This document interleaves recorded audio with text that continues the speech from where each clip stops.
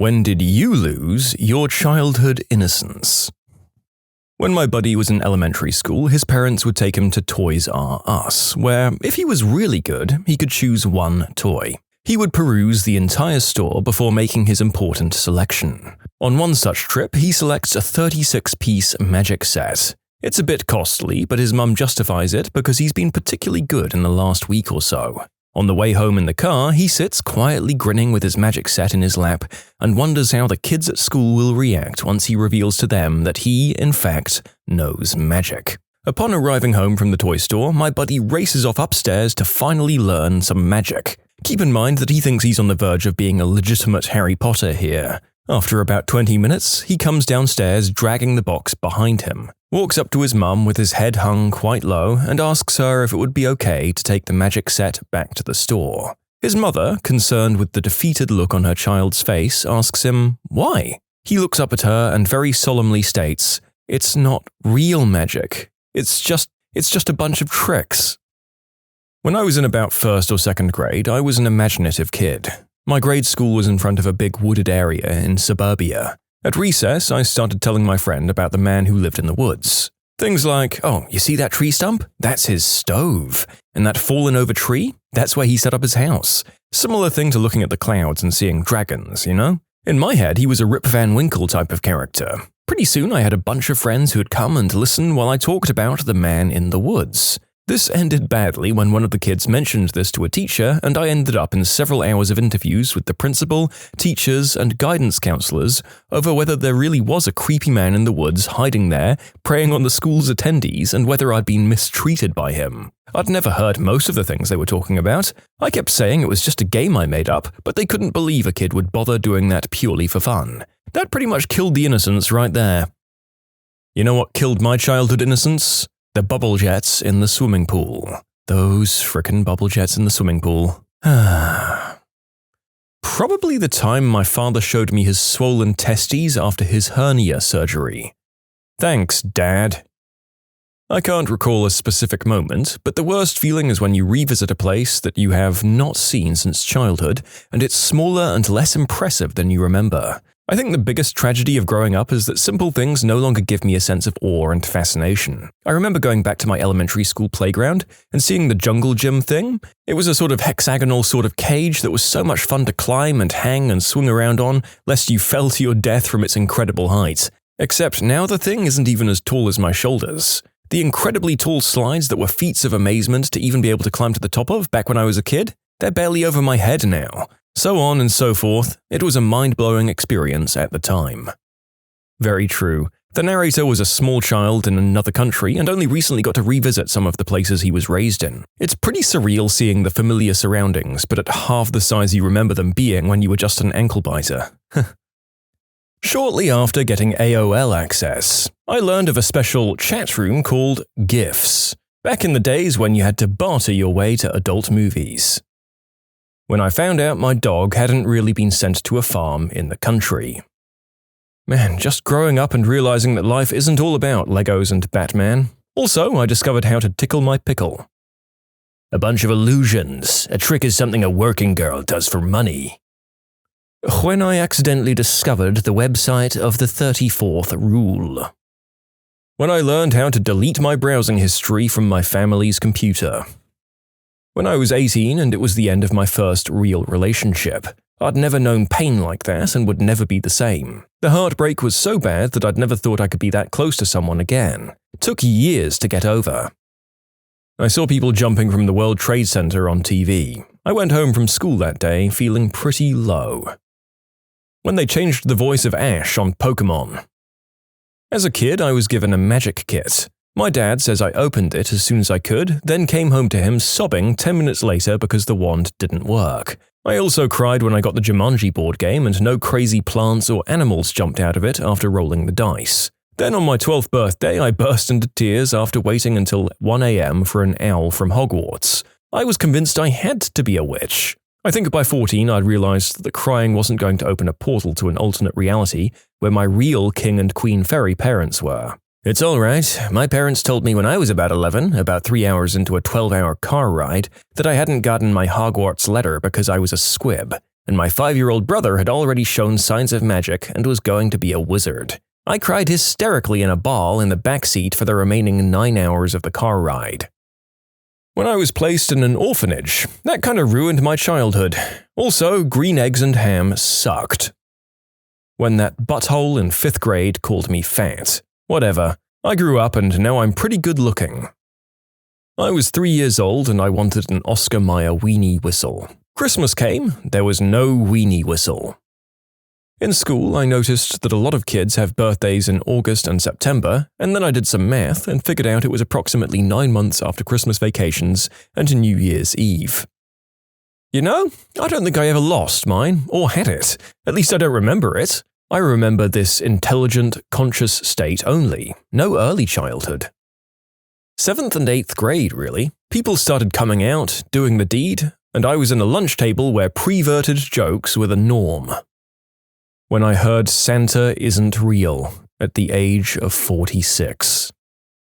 I was on E outside a club and pretty drunk. I got separated from my friends and I found myself turning down the advances of some Middle Eastern guy who kept asking me to come back to his apartment for wine. I told him I wasn't gay and he just replied desperately, "Oh, none of that, just wine."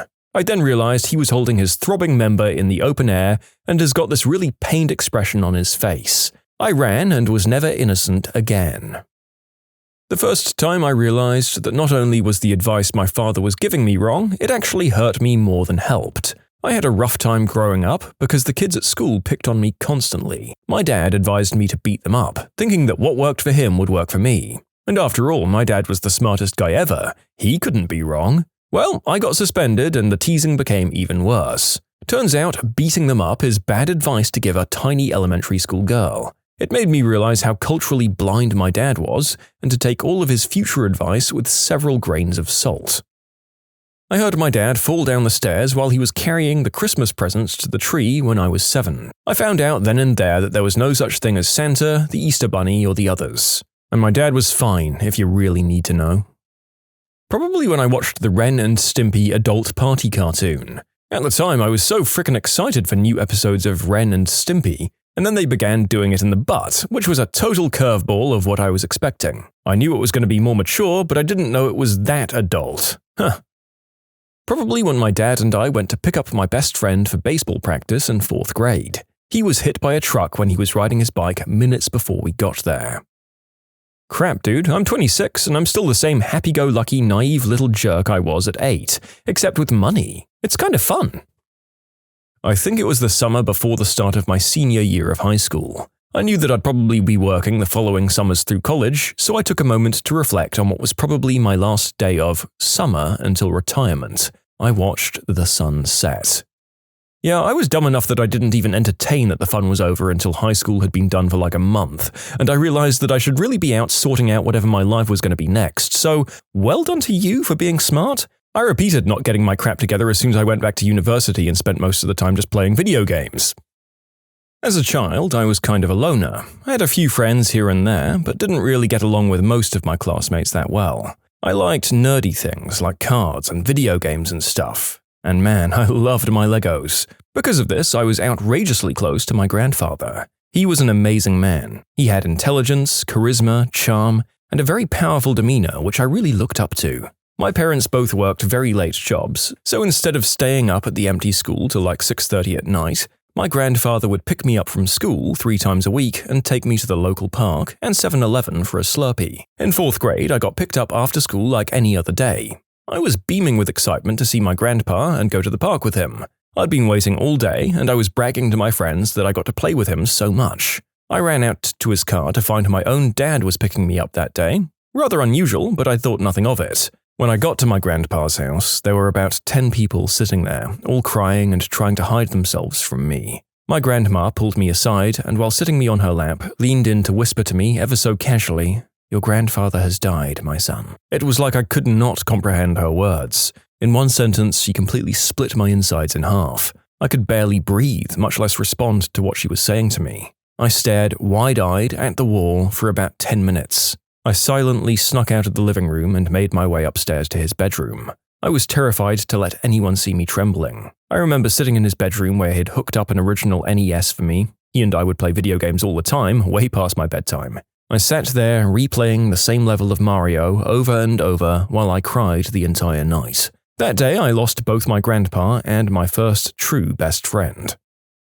When I was 6, I woke up at 4 in the morning to find my mum on the phone crying and my dad on the floor having a heart attack. Most of that night was a blur, but I do remember waking up later that day to the whole family being at my house and my dad being noticeably absent. I was never really the same after that day. You can submit your own stories to be featured here on the channel. The story submission link is in the description below. And if you want to listen to some vibey music in the background, check out easymode, also linked below, and subscribe. Watched a man who drowned and got pulled out of the lake where we were swimming. I was about 11, and my friend and I were rowing out in our little inflatable boat over to all of the commotion, thinking that somebody had a huge fish and needed some help or something. Talk about disappointment. I watched Labyrinth. You know, that package? Yeah. My mother still won't allow Rainbow Chips Ahoy into the house because I threw the most epic fit when I found out there wasn't a party in every box. I just wanted to party. For context, I'm now 25 and live 8 hours away from home, and they're still not allowed. My dad showed me a sketch of his idea for an invention for air conditioning that needs no energy input. I told him about the first law of thermodynamics. I was 8, and he went all redneck dad on me. Mine was when my parents split up. I was 11. Before then, the idea that mums and dads could even do that had never entered my mind. After I understood they were only human and sometimes had conflicting needs, I grew up really fast, especially when my mum started dating again. A few of us were over at a friend's house. I was 13 at the time. He was an only child of a single mum. She left to go to work, and shortly after she was gone, one of our friends was like, "Is she gone for sure?" After getting a confirmation that the coast was clear, he pulls this VHS tape out of his backpack while giggling and hands it to the friend whose house we were at. He pops it in the player, and seconds later this full-on hardcore adult movie scene is playing on the TV set. I was literally dumbfounded, as I'd lived a pretty sheltered childhood, and now there I was staring at this close-up shot of two people doing the deed. My other friends were laughing awkwardly, and I just sat there in shock, unable to take my eyes off that screen. In short, friend ambushed me with my first adult movie. I can tell you that the image did not leave my brain, and I learned to do something about what I was feeling the second I got home the next day. When I showed my cousin my stuff, and she refused to show me hers. We had a deal, man. I was somewhere between 3 and 4. My mother was cheating on my father and discussing this new man who was going to be my new dad. 9 months later, my brother was born, and it was pretty obvious he wasn't related to my dad. New dad never came up again. Nobody ever talked about why my brother looked so different from the rest of us. I remember when I was 8 years old, I asked my dad what a condominium was, because I'd seen the word on signs all around my neighborhood and on TV and whatnot. He didn't hear the inium part. Looking back, he manned up to the situation like a boss, but that still doesn't make my 8-year-old mind prepared for what he said next. Probably when I was 4 or 5 and my sister caught me vigorously thrusting against a life-size tiger stuffed animal and asked me in horror, "What are you doing?" All I knew was that it felt good. I didn't know what I was doing or why I did it yet. I suddenly realized that if it feels good, you shouldn't do it in front of other people, and that I should feel shame doing that where others may see me. A few days later, the leg of that stuffed animal fell off and all of his bean stuffing came pouring out. Poor tiger. Cause of death? My 5-year-old libido. I'd have to say when I was in like 4th grade and it was Valentine's Day. Everyone was giving each other all the bullcrap cardstock Valentine's stuff with maybe a lollipop taped to it, if their parents spent the extra money. I bought a heart full of candy for a girl I liked in class. She was my first crush. She saw it was from me and gave me the patented girl, ew look, and I was later told that she threw it away. I was 7 years old. My parents said I had a sister named Sarah Connor who was unalived when I was younger. Then they made me watch The Terminator 15 minutes later. Marvelous. I can't wait till I have a child so I can pretend certain sci-fi films are actually factual documentaries. Darling, this is called Alien. This is why there are no more shuttle launches. As funny as this is as an abstract idea, you really shouldn't do this to your kids if anyone watching this is getting ideas. Creating trust issues and generally scaring your kid is pretty messed up. Also, I've saved some of the darker stuff for the end of this video, so trigger warnings for some pretty rough home situations involving children. I was about 15 feet away from a motorcycle crash that killed 2 people when I'd just turned 14. This was the summer before high school, and varsity tennis spent the summer practicing. Me and about 3 other freshmen picked to make varsity were practicing on the court right next to an interstate, the RT11. A teenager who'd fallen asleep at the wheel, it was 3 p.m., crossed into the oncoming lane of traffic, hitting a motorcycle carrying a man and his wife. There weren't any other cars around at the time, so the 4 of us ran across the interstate to a florist to have 911 dialed. My friend and I had both taken CPR and first aid training and foolishly thought we could help. I ended up just emptying my guts within 30 seconds of stumbling onto one of the rider's boots that had their foot still inside of it. Also, it didn't help when my friend pointed out that one of the helmets along the wreckage still had the head inside. When I was 11, my dad shot my dog in our backyard while I was still at school. My dad was a really messed up guy. So anyways, that afternoon as I was walking home from the bus stop, Dad drove up and got me, which was weird. Dad was drunk. When we got home, I discovered that the dog was gone. He told me Rusty had run away. I freaked out, ran barefoot through the backyard, and threw some viscera, by the way. I grabbed a leash and went searching for my dog. Hours later, my mum found me walking the street, sobbing and calling for Rusty. My feet were raw and bloody. By then, I was suspicious that Dad had done something. I was furious. I took him out to the backyard, still oblivious to the brains that were scattered everywhere, and still barefoot, and yelled, "What the F did you do to my dog?" He just kind of smirked and told me it would be okay and went back inside. Later, my mum sent me up to bed. Dad was still drunk. My sister was already asleep in her room. I lay there furious and afraid for my poor Rusty. Unbeknownst to me, as I lay awake in bed, my mum and dad were having an epic power struggle downstairs, in which my dad produced another weapon after confessing that he had killed the dog. When I heard a commotion, I ran downstairs. Mum was in the kitchen and she shouted, "Margot, grab your sister and run. Grandma will pick you up." And so I did. I got my 8-year-old sister out of bed and we ran down the street. We were barefoot, and I can remember how my own feet sounded on the asphalt. I remember telling my sister to run faster. I don't think of that day as the day I lost my childlike innocence, because that had been worn away by the years of my father's behavior already. Rather, it was the day I became an adult. We were whisked away to my aunt's house later that night. I'd finally been told what happened. As my uncle and grandma got my sister all set up, my aunt took me into her bedroom and handed me a little red box. I opened it and she asked, "Do you know how to shoot?" Yes, I knew how to shoot. My dad had taught me. Good. You protect them if you have to. And don't worry folks, my mum survived. My dad drowned on a family vacation when I was 10. I was 13 and I had a job. My bank account tipped over the $1,000 mark for the first time ever, and I was beaming with pride holding my balance book, thinking of all the things I could buy. My dad looked over my shoulder and took my book and said, "Son, I think it's about time you started saving for your education." He wiped my account clean, it was in a trust, and put it into RESPs. I was so bitter about that. He probably did that another 5 times over the next 3 years, and I hated him for it. That is, until I was able to pay cash for my first year of uni. That was my real first lesson in planning ahead. The opposite of this. When I asked my mum, who does most of the finances and has an MBA, what the plan was for paying for college, her response was, "It's freshman year, we have some money saved, don't worry about it." I really should have worried. The money ran out before the end of freshman year. I managed to pretty much pay my own way through 4 years of college with loans and a really nice surprise in the form of stock from one of my uncles, which my mother also got her hands into and helped me mismanage. $10K turned into about 6 or 7. So, what specifically shattered my innocence? The realization that I understood the current economic situation better than my parents, and that my mum was probably becoming senile. When I found naughty movies on the computer my grandfather gave me 2 days earlier, I literally had a, "I'm 12 and what is this?" moment. What? I started independently looking for that stuff at around 12. My moment came when my mum was in the next room holding a piece to her head with my stepdad egging her on to use it because her son, or me, doesn't love her. I opened that door as a 9-year-old kid, called him a butthole, and told her that I loved her. My mum and I are extremely close and have been ever since. And she divorced him, and her boyfriend now is a complete opposite, an awesome guy. I was about 9 and went to a Catholic school where everyone had perfect 2-parent households, with stay-at-home mums who always made perfect lunches. One day we had a Muffins for Mums Day, where you would bring your mum to school with you and eat muffins.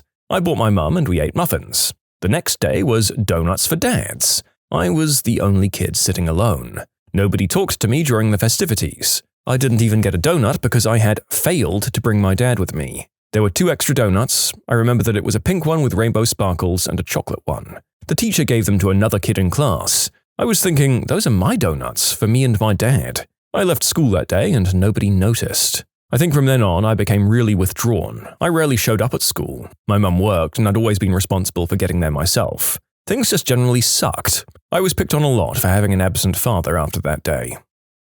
I think mine disappeared about the day I discovered the temporary internet files folder. It was like the sloppy seconds of internet smut.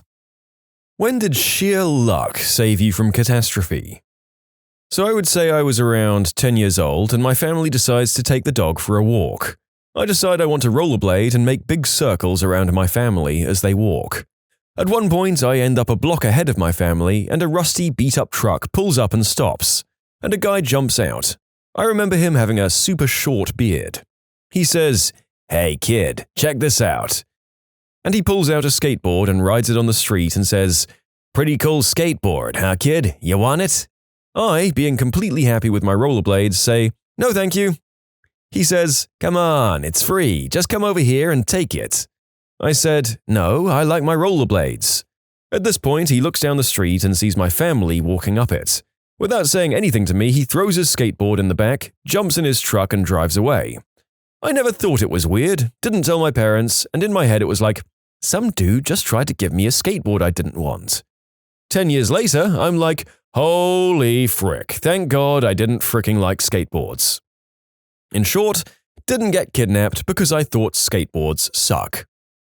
Finding out from an auntie from my dad's side that my parents were going to let my mum's sister and husband adopt me as a baby because they were childless for a long time. If the transaction happened, it would have been kept a secret. Thank goodness it never happened. The woman is a nutcase and the husband ended up divorcing her after they had a son. Their kid grew up whacked and feral and my parents became his guardian. The poor kid didn't even know how to wipe his butt and had to be spoon-fed at age 10.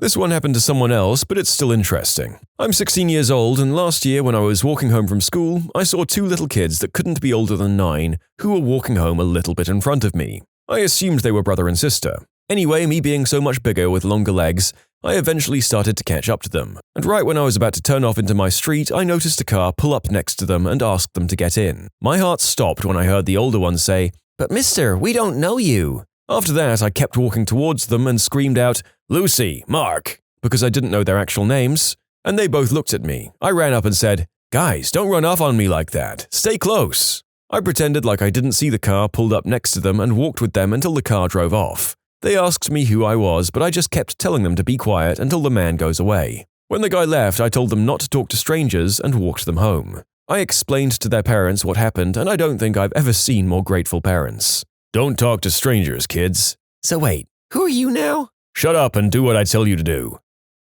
Which stranger to trust, the calm ones who park next to you in their car, or the one who runs up screaming and pretending to be your sibling? I'm going to say that the assertiveness of this author probably saved those kids. First, let it be known that I have a gift/curse where people feel like they can tell me their life story. Strangers especially. I rode the city bus from a ghetto part of town to Homelessville, where I had to transfer to home. There were a few regulars, but every now and again there'd be someone new and inevitably they'd sit next to me. I was at the transfer bus stop with 3 other people. An old man who spoke no English, so I'd never spoken to. This twitchy gang dude had gotten on the first bus a few stops after I did. Then there was a man in a suit. He looked like the love child of a successful black guy and The Rock. He sat next to me and started a conversation. I don't remember exactly what it was, but something about his line of questioning creeped me out. On the surface, it wasn't anything like, "What undies are you wearing, little girl?" And aside from sitting way too close, he didn't try to touch me. Maybe I was just too wary of strangers, but I just didn't want to talk to him, and I hoped he got onto another bus. However, I was raised to be polite and couldn't think of a way to tell this guy to please stop talking to me. Then twitchy gangbanger plops down next to me on my other side, also too close. Now I'm sandwiched between 2 guys, and Twitch was almost leaning over me. He starts talking loud and fast, rambling and mumbling to where I can't understand a word. Creepy guy eventually gets up to go stand next to no English, but I still have Mr. Twitchy. Twitchy then proceeds to tell me his life story. He claimed to be in a well-known gang, and I thought he was saying this to appear tough, though he was flying the right colors. He then talked about his role in the gang and how his dealer ripped him off earlier that day. He was pointing to scars on his arms and face and explaining to me how he got them. My bus came and we all climbed into it. Creeper had basically given up talking to me and sat somewhere near the front of the bus, while Twitch followed me to the back. He wasn't as close as he had been before, so I calmed down ever so slightly. It also helped that I was sitting next to a regular who was blind, so if push came to shove, I could whip Twitch with the cane. He kept up with the constant monologue and didn't stop until Creeper got off the bus. Twitch then says, "I thought that weirdo was never going to leave," and runs off. Before he does, I hear him asking the driver the quickest route to get back to where we'd been picked up. I went home and using the location and many hours, I found out that Creeper was a convicted, unspeakable act offender. A month later, I also saw a very familiar mugshot in the paper. Twitch was arrested for murder. In short, had a nice talk with a gang member who, it turned out, killed a lot of people. Also, he got on the wrong bus to protect a 16-year-old girl from an unspeakable act offender. Mine was a few months after I'd turned 21. I'm from India and frequently make trips from my house to Bombay, to one in another state around 1,000 kilometers away. It's a 20-hour journey because I prefer buses over trains. I've been doing it for over 15 years and always booked the exact same seat, 4 seats down from the driver on his side. This particular time, though, I booked my ticket late and instead got a seat on the opposite side of the bus. We'd just stopped for dinner, and once done, I got back to my seat and settled down with a book. As soon as we turned back into the highway, there was a thud and a lot of dust and glass flying around. Turns out a truck rammed into the side of the bus. No one was hurt more than a few scratches. However, in my usual seat, there was a lady about 5 feet tall, and there was a huge block of wood that was stuck over her head. If I'd gotten in that seat, I'd have been decapitated. Was quite a what the frick moment and gave me some perspective on life. In short, didn't get my usual seat on the bus, was spared a decapitation. When I was about 7 years old, my twin, an older brother, and I had gone with a family friend to go to his mother's house. This was nothing out of the ordinary, as we'd gone with this man on several such occasions prior. We were living somewhere in Nevada at the time, nearish the California border. He'd asked my parents if it was okay for him to take the 3 of us for a visit, and my parents said yes. I'm not really sure at what time we left, but we never made it to his mother's house. I was looking forward to seeing her cat again. We drove for hours, my brother, sister, and I in the back seat. This man didn't stop to let us out for a bathroom break, and he didn't have anything other than beer for us to drink, and he was drinking as well. After another hour or so of driving, he got pulled over. He told us not to say anything to the officers. They approached his vehicle and could smell the beer coming off him in waves. They noticed us in the back seat and asked if we were his. He, of course, said yes. The officers didn't believe him. Thank God. They asked him to step out of the car and placed him under arrest. He fought them the entire time until they clubbed him into submission just to get him in the back of the cruiser. Another CHP showed up and took us with him to a foster home where we stayed until our parents could come to pick us up. It wasn't until 15 years later that I'd learned that the man had pretty awful intentions with the 3 of us. I never thought of the fact that he didn't bring any of my brothers with us. When the officer asked him why that was, he simply replied that the other brother would have talked. In short, kidnapped at 7, forced to drink beer when thirsty, and nearly the victim of God knows what by a drunk man before he was arrested. Let this be a lesson to parents listening. It's not just strange men you have to look out for. Even acquaintances like this can have pretty sinister intentions. Scary stuff.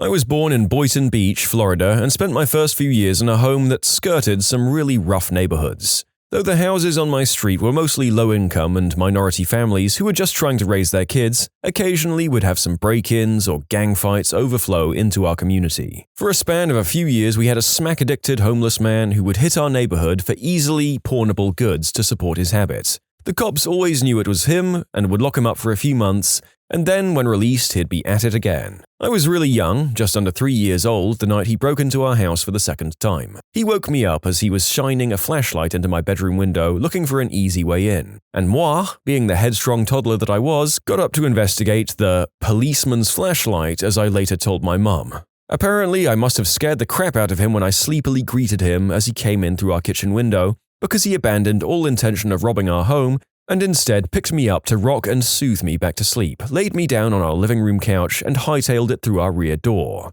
I'd forgotten the whole incident completely by the time my mum retold me the story later in life, and initially was freaked out by my 3-year-old description of the scary man with the long fingernails. However, I look back at it now with a level of humility. It could have been someone else, much meaner and a far more tragic situation. This man, who was bottom of the totem pole by most societal standards, an addict, homeless, and with petty theft on his crime list, was still a human being who chose to be gentle with a child. In some ways, it restored my faith in humanity.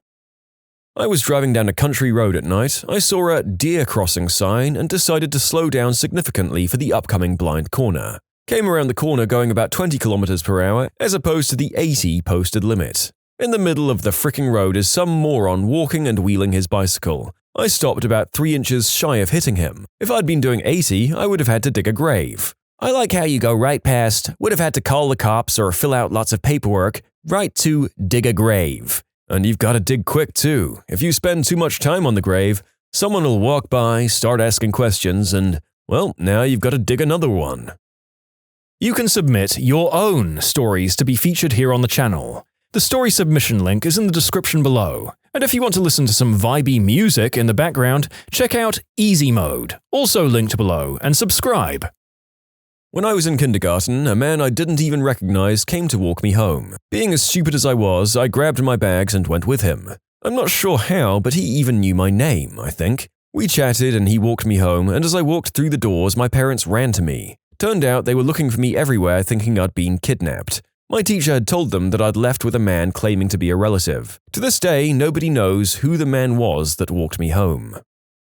I was chased by an adult male when I was 7. My mum asked me to deliver some eggs and sugar to a neighbor. Typical upper-class, northeast neighborhood, no crime. After I delivered the goods, I started back home, about a quarter mile. There were no streetlights and it was very dark that night, dark enough that I could barely see anything, when I got to a long bend with bushes on both sides. I just passed a driveway when I heard a loud rustling behind me, so I jumped and looked back at the same time and I saw a large, dark figure emerge from the bushes towards me. I was a fast kid, fastest in my class, fastest in my soccer club, and all I could think of was how dark it was and how if I tripped on something, I was a goner. I could hear a man's grunt and inhales and exhales close behind me. I couldn't hear his feet though, just his breath, and it sounded like he was no more than 5 feet behind me. I kept thinking all I had to do was get within sight of my front yard with all those lights and he would turn back and quit. But when we got that close and we were running in the light, I could feel him pressing harder, and I felt like he was getting closer. I decided to take a shortcut through a hole in a row of bushes that bordered our land.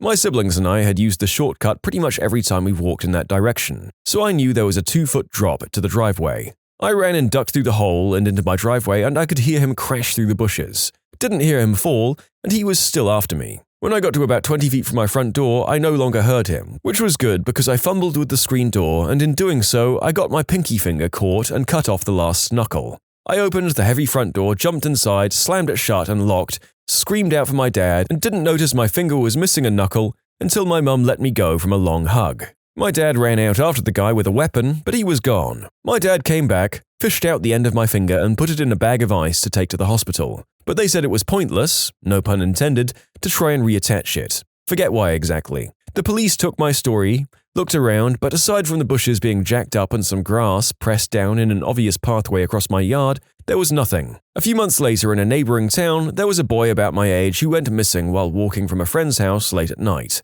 Then another a few months after that. I never heard anything about the fate of those kids, and for all I know, it's not at all related to my being chased. But it erased the idea I tried to believe that maybe some guy was just messing around. A scenario that let me forget the fear of going outside at night. The boys' disappearances also made me very appreciative for life. And fast feet. Sorry for the long story, I haven't really thought about it in a very long time, so retelling it has reminded me I need to talk to my 2 kids about being safe around people. And maybe I should have them come with me to run the track for a few laps.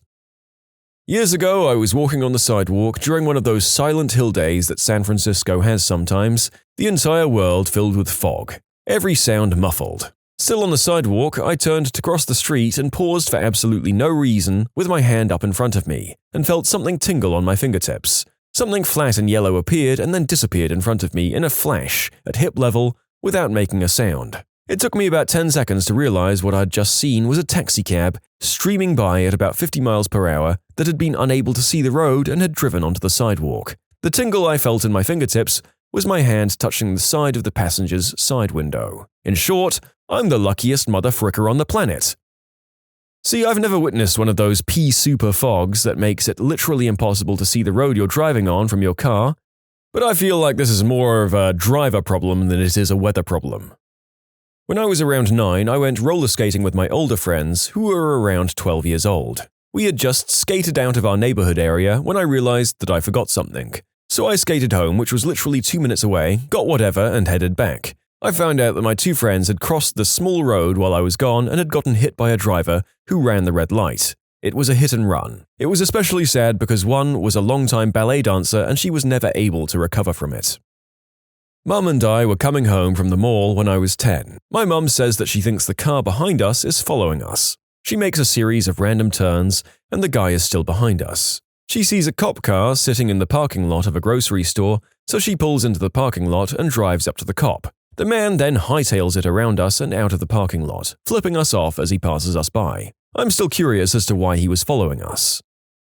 When I was about 3 or 4 years old, I was watching TV in the basement with my dad while my mum was out with her friends. We heard the door open upstairs and someone walking around. My dad told me to go upstairs and say hi to my mom, and being lazy, I refused. A few hours later, my mom came home and she asked my dad if he'd moved some of the stuff in our house because it was missing. We'd been robbed. If I hadn't been so lazy, I would have gone upstairs and that guy might have taken me too. He might have also seen that someone was home and fled, but the other option is really scary to think about. I also avoided a confrontation with robbers. When I was in high school, I took courses at the college 40 minutes away, and the pizza joint where I worked was relatively nearby. Sometimes on days when I had a huge gap between class and work, or no work in the afternoon or evening at all, I would go home and take a nap, pretty much completely undressed. One day I had a long gap, but I decided that I needed to go get some new shoes for work, and so I didn't end up going home that day. I got a call from my mum as I was trying on shoes that someone had broken into the house.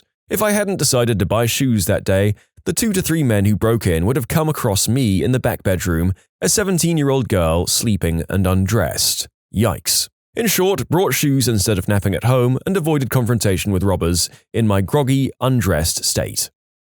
I was four-wheeling with some friends up in the Rocky Mountains last summer. I'm not from the US and this was my first time, so I was just a passenger. Everything was going normally, at least as normal as I think, yelling yee-haw while listening to the Team America soundtrack, when we took a turn a little too sharp and high-centered on the edge of a cliff. It was like slow motion as we slowly crept towards the edge and I decided to put on my seatbelt. The car got stuck on a mound, but wouldn't move backwards. I think the mound was the only thing that slowed us down enough not to go off the cliff. We were literally an inch away from plummeting to our doom while "America, frick yeah!" was blasting through the speakers. We don't let Corey drive anymore. I hope you see this, Corey. You're an awful driver.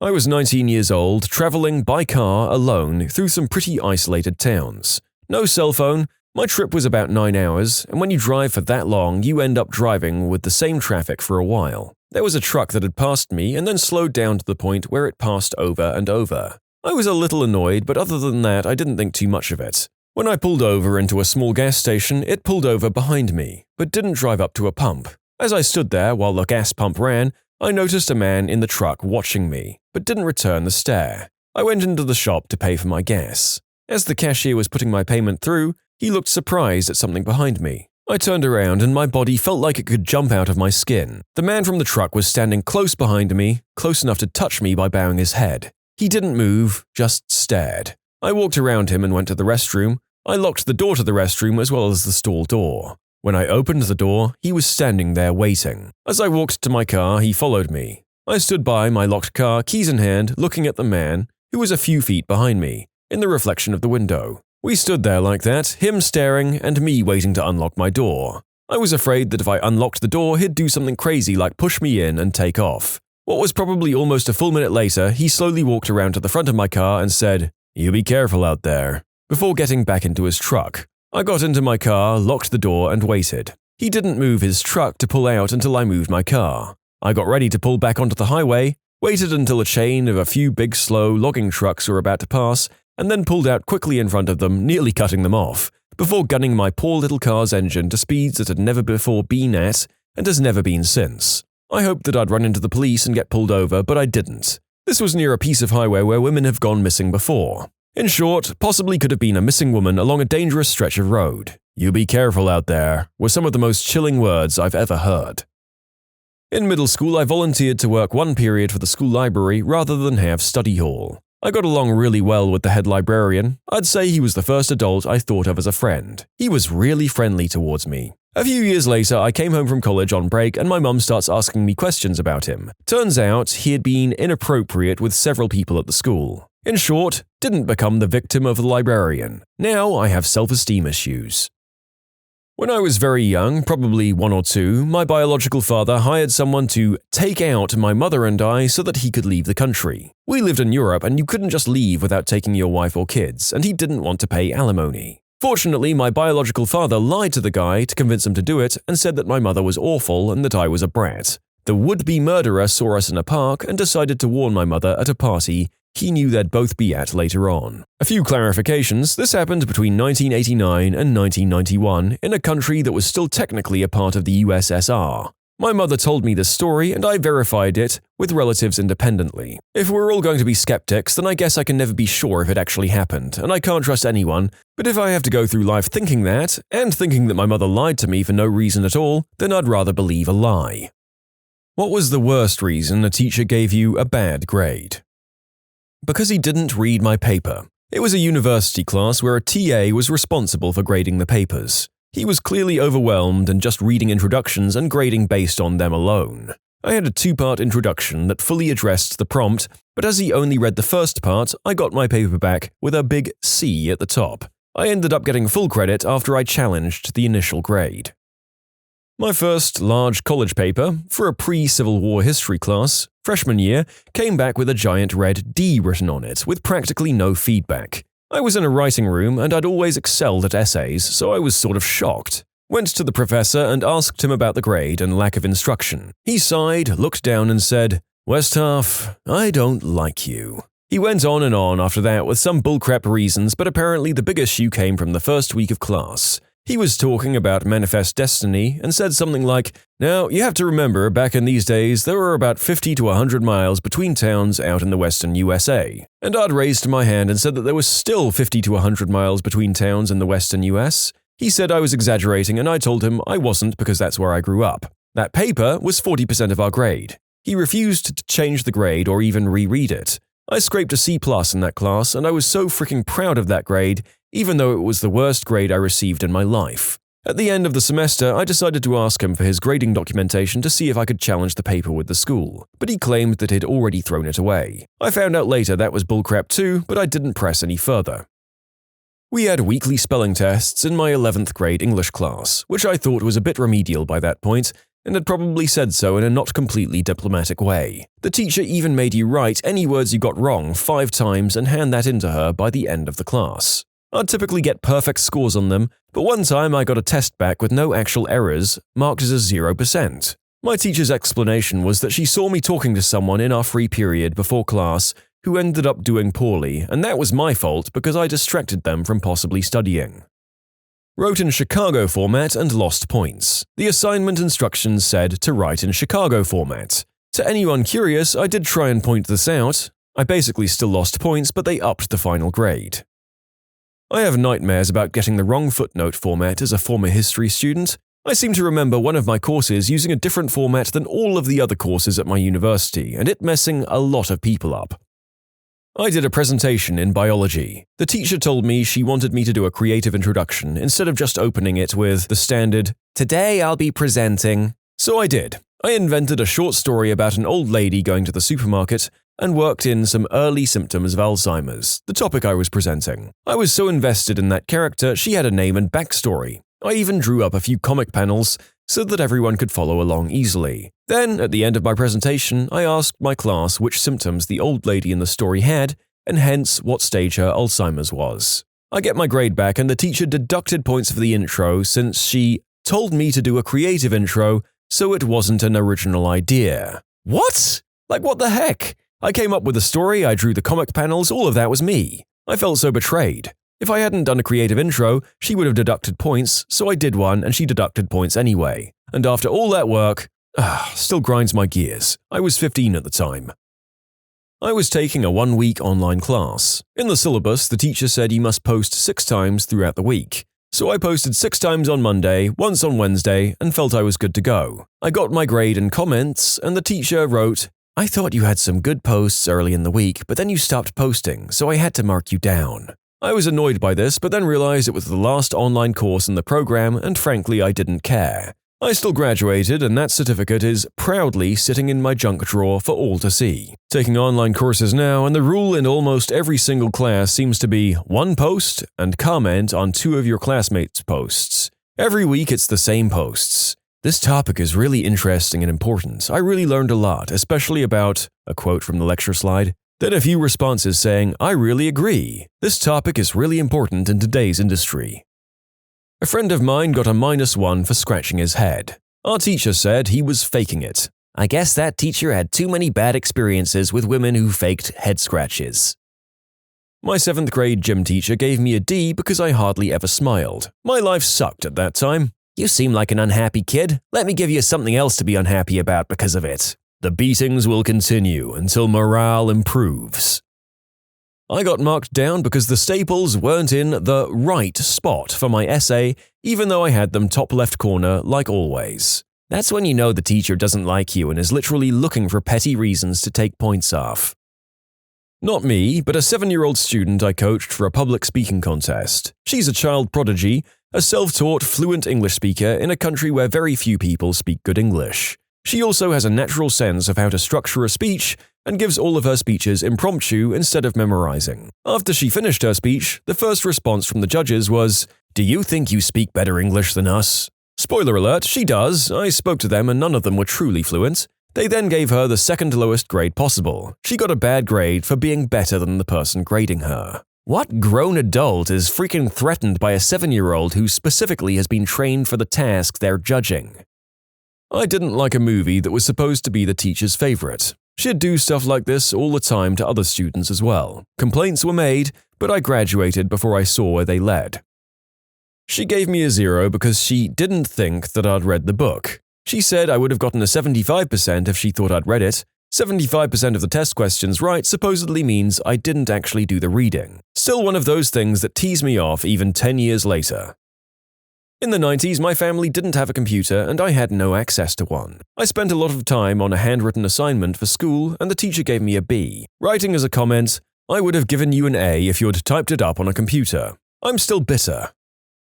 My teacher lost my coursework on the bus home. I refused to redo a year's worth of work in 3 weeks and I got taken from an A to a C. Bullcrap. The school sided with him. This happened at my secondary school as well. The teacher won't admit to losing the work, and then it becomes you versus them on if you actually submitted it or if they lost it. I've never seen a student win this argument. Seems like if you're going to pull that nasty stunt as a teacher, you should at least never admit that you lost it in the first place, even to the student. Just claim you never received the work. My friend failed French because she had a French accent. The teacher couldn't understand her French because the teacher was American. My friend had spoken French since she was 4. I got points off because of the bad grammar in the quote that I used. The quote was Oppenheimer's, "I am become death, destroyer of worlds." I got a 10 out of 10 on a test, but my teacher took points away from me because she didn't want my classmates to be jealous of my grade. This was English class in a Dutch school, so English is a requirement. I was the only native English speaker in my class, and this was a course for adults only. 4th grade, the day before Thanksgiving break. There was no work to be done, of course, so we had a busy work art assignment. We were all handed graph paper and told to color each of the squares either yellow, orange, red, or brown, and once we finished, we were supposed to cut out corn shapes to make Indian corn decorations. I already thought this was stupid, and filling in all of the squares was tedious. So I traced the corn shape on the graph paper and only filled in the squares that would end up as part of the final product. This meant my decorations looked the same as all the others, but I didn't waste time filling in squares that would just get cut away. When the teacher saw what I'd done, she gave me a 50 for skipping work. A spelling test, not graded by the teacher but by the kid next to us. Kid named Anthony decided that all of my words that had letters U and E were switched and marked pretty much every word wrong. They weren't? Like, this was probably in 3rd grade, so my handwriting was chicken scratch, but that was really stupid to me. I was upset since it was the first time I failed something in school. I remember doing tasks in school all the time that required us to switch papers and mark each other. It was a way of saving time for the teacher, of course, but also a way to find out which kids were vindictive little jerks that wanted others to fail.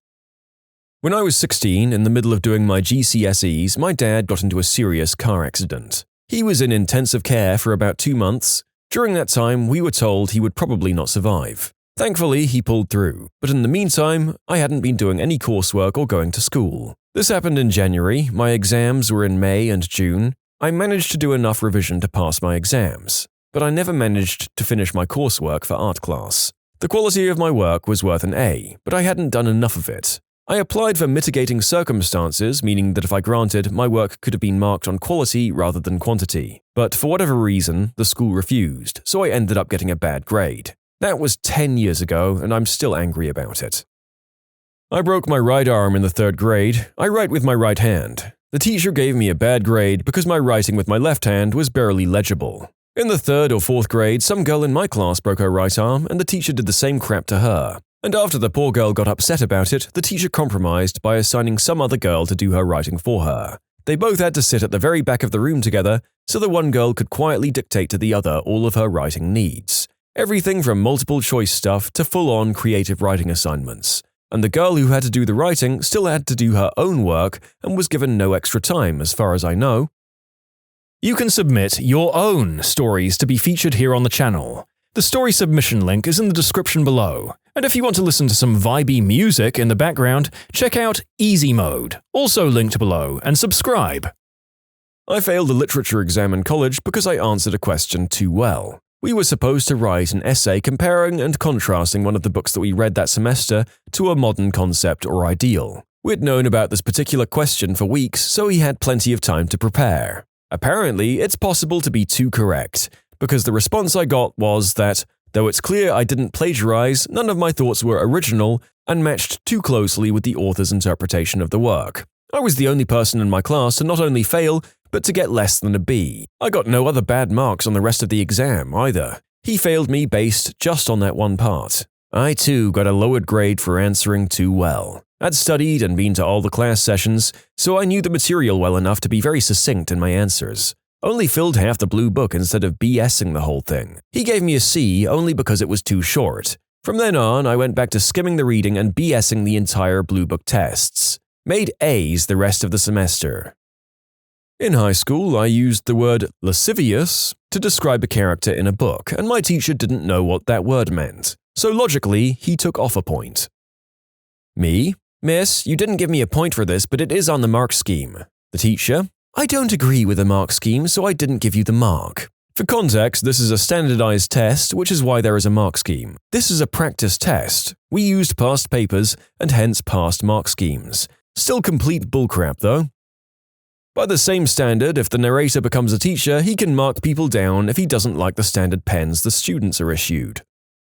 I got an F the first semester in chemistry, and I was really pushing myself to get a better grade for the next semester. I needed a good grade to study what I wanted. Then we heard that another teacher from another school would make the test, but the teachers in our classes would grade it. So I've been doing all in my power, reading everything, written summaries, doing the math, watching documentaries, and I got the final grade, D, and I was very happy with that. Then my teacher takes me aside and tells me that I actually got a way better grade, C could pass as a B, but if he gave me a C it would look bad for him since I got an F on his test the semester before. So I was pretty teed off with that, but he left before I could say anything. It was my last day of school as well. When I was in college, I had a professor walking around collecting a homework assignment that was 10% of our grade. Being the unorganized person that I am, I was digging through all of my folders trying to find which one has it. She walks by me as I'm still looking and meanders toward her podium. Before she even gets to the front of the class, I find it and run it up to her to hand it in. She looks me dead in the eyes and said, "That's late. You got a 0. I called her a string of horrible things. She really was, this was just the final straw, and dropped the course and took it again with an amazing professor the next semester. Didn't happen to me, but a teacher kinda gave everyone in a class bad grades because they ditched her. They all planned to hang out after the last class. I guess she was bitter about it. This would be an A paper from other students, but you can do better. I got a C and no other feedback on how to improve. Area of improvement. Learn that overachieving only leads to more work, no job promotions because you become indispensable at your job, and non-monetary achievement certificates to hang in your cubicle. That teacher did you a favor, to be honest. I wish I was joking. I had a crappy religion professor back in junior high school. She lowered the grade of another student because they'd written in the exam that when Moses got the 10 Commandments, there was lightning when the correct answer was thunderbolts. Serious non-native speaker here. I know the difference between thunder and lightning, but what exactly is a thunderbolt? It's another way of saying a lightning bolt. Not really a correct way, but a way. I had a high school French teacher who failed me on a written test for using pencil. He claimed his eyes only saw pen. My family was outraged and called the dean, and the dean was like, "Oh well, he's getting them ready for standardized tests." My entire family had master's degrees, or more, and were like, "What standard test is in pen? It's always pencil. This is a school." Years later, I had my doctorate, and not one gosh darned test ever was pen only, standardized or otherwise. My paper didn't make her feel happy. It was an analytical writing course designed to teach how to write a thesis. The teacher was one of those super hippie artsy people, and most of the curriculum involved just writing articles she failed to get published. So we had to do this analytical discourse on someone's work, and it was trash, so I picked it apart. I got an F. I went to her saying, "What the frick?" I followed the rubric to the T. Her response, "Oh, well, the paper was good and all, but it didn't make me happy. It was kind of mean, and I don't like mean." I said, "The assignment was to find flaws in the paper. It had countless." And she replied, "Yeah, but it didn't make me happy. You get an F." I went to the chair, and it turns out her father was on the board of directors and she had sued the school several times, so she was bulletproof and got to do whatever she wanted. My grade came because all tasks had room for interpretation, multiple answers, and opinion, but my teacher only accepted his own exact opinion, interpretation, and choice. And I just remembered I had a teacher who gave me a D because he lost one of the 2 papers I gave in for my math exam. I took a low level, the lowest possible, modern literature course in college. The professor was apparently someone people knew. They had us read Dracula, specifically a copy of Dracula that they had edited, or something. I don't remember exactly what the contribution to the specific edition was, but their name was on the copy of a book originally published more than 100 years prior. The professor accepted no original thought, or even really unoriginal thoughts unless they were cribbed directly from them. I made the very basic connection between Dracula and the serpent in the garden. There's a passage in the book that straight up makes this comparison if I remember it right. It was dismissed as unfounded because that's not what the professor had talked about in class. The professor just wanted us to parrot back what he said in class on the test essays. It was a surprise to me that there was more creativity in some of my low-level engineering courses than there were in my low-level literature courses. When you have more open interpretations in math-heavy subjects than in your subjective opinion of literature, there's an English teacher who needs to be fired. Damn tenure. Also, the next story contains Spanish and you're going to have to excuse the narrator's terrible pronunciation. Not a bad grade, but I remember I was so close to being the first person to ever score 100% on my 10th grade Spanish final. The one question I got wrong was, ¿Qué tipo de comida es el pescado? What type of food is fish? The answers were A. El carne, meat, B. La fruta, fruit, C. El pan, bread, D. La verdura, vegetable. I of course picked meat and got it wrong because my teacher insisted that fish isn't meat. She's a Catholic and eats fish on Fridays during Lent. According to her, the correct answer is fruit because fish are sometimes known as the fruit of the sea. What the actual frick? Screw your 99%, senora.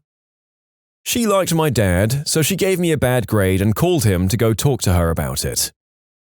I thought my design teacher had it in for me as he kept giving me Ds for what I considered pretty good artwork. So to prove it, I had my professional graphic designer father do my homework, another D. Then I had my professional illustrator mother do it the following week, D. When we called him out, he didn't really have an excuse on why he considered professional standard design work only to be worth a D in a grade 10 project, but we enjoyed calling him out in a meeting with the head of the year.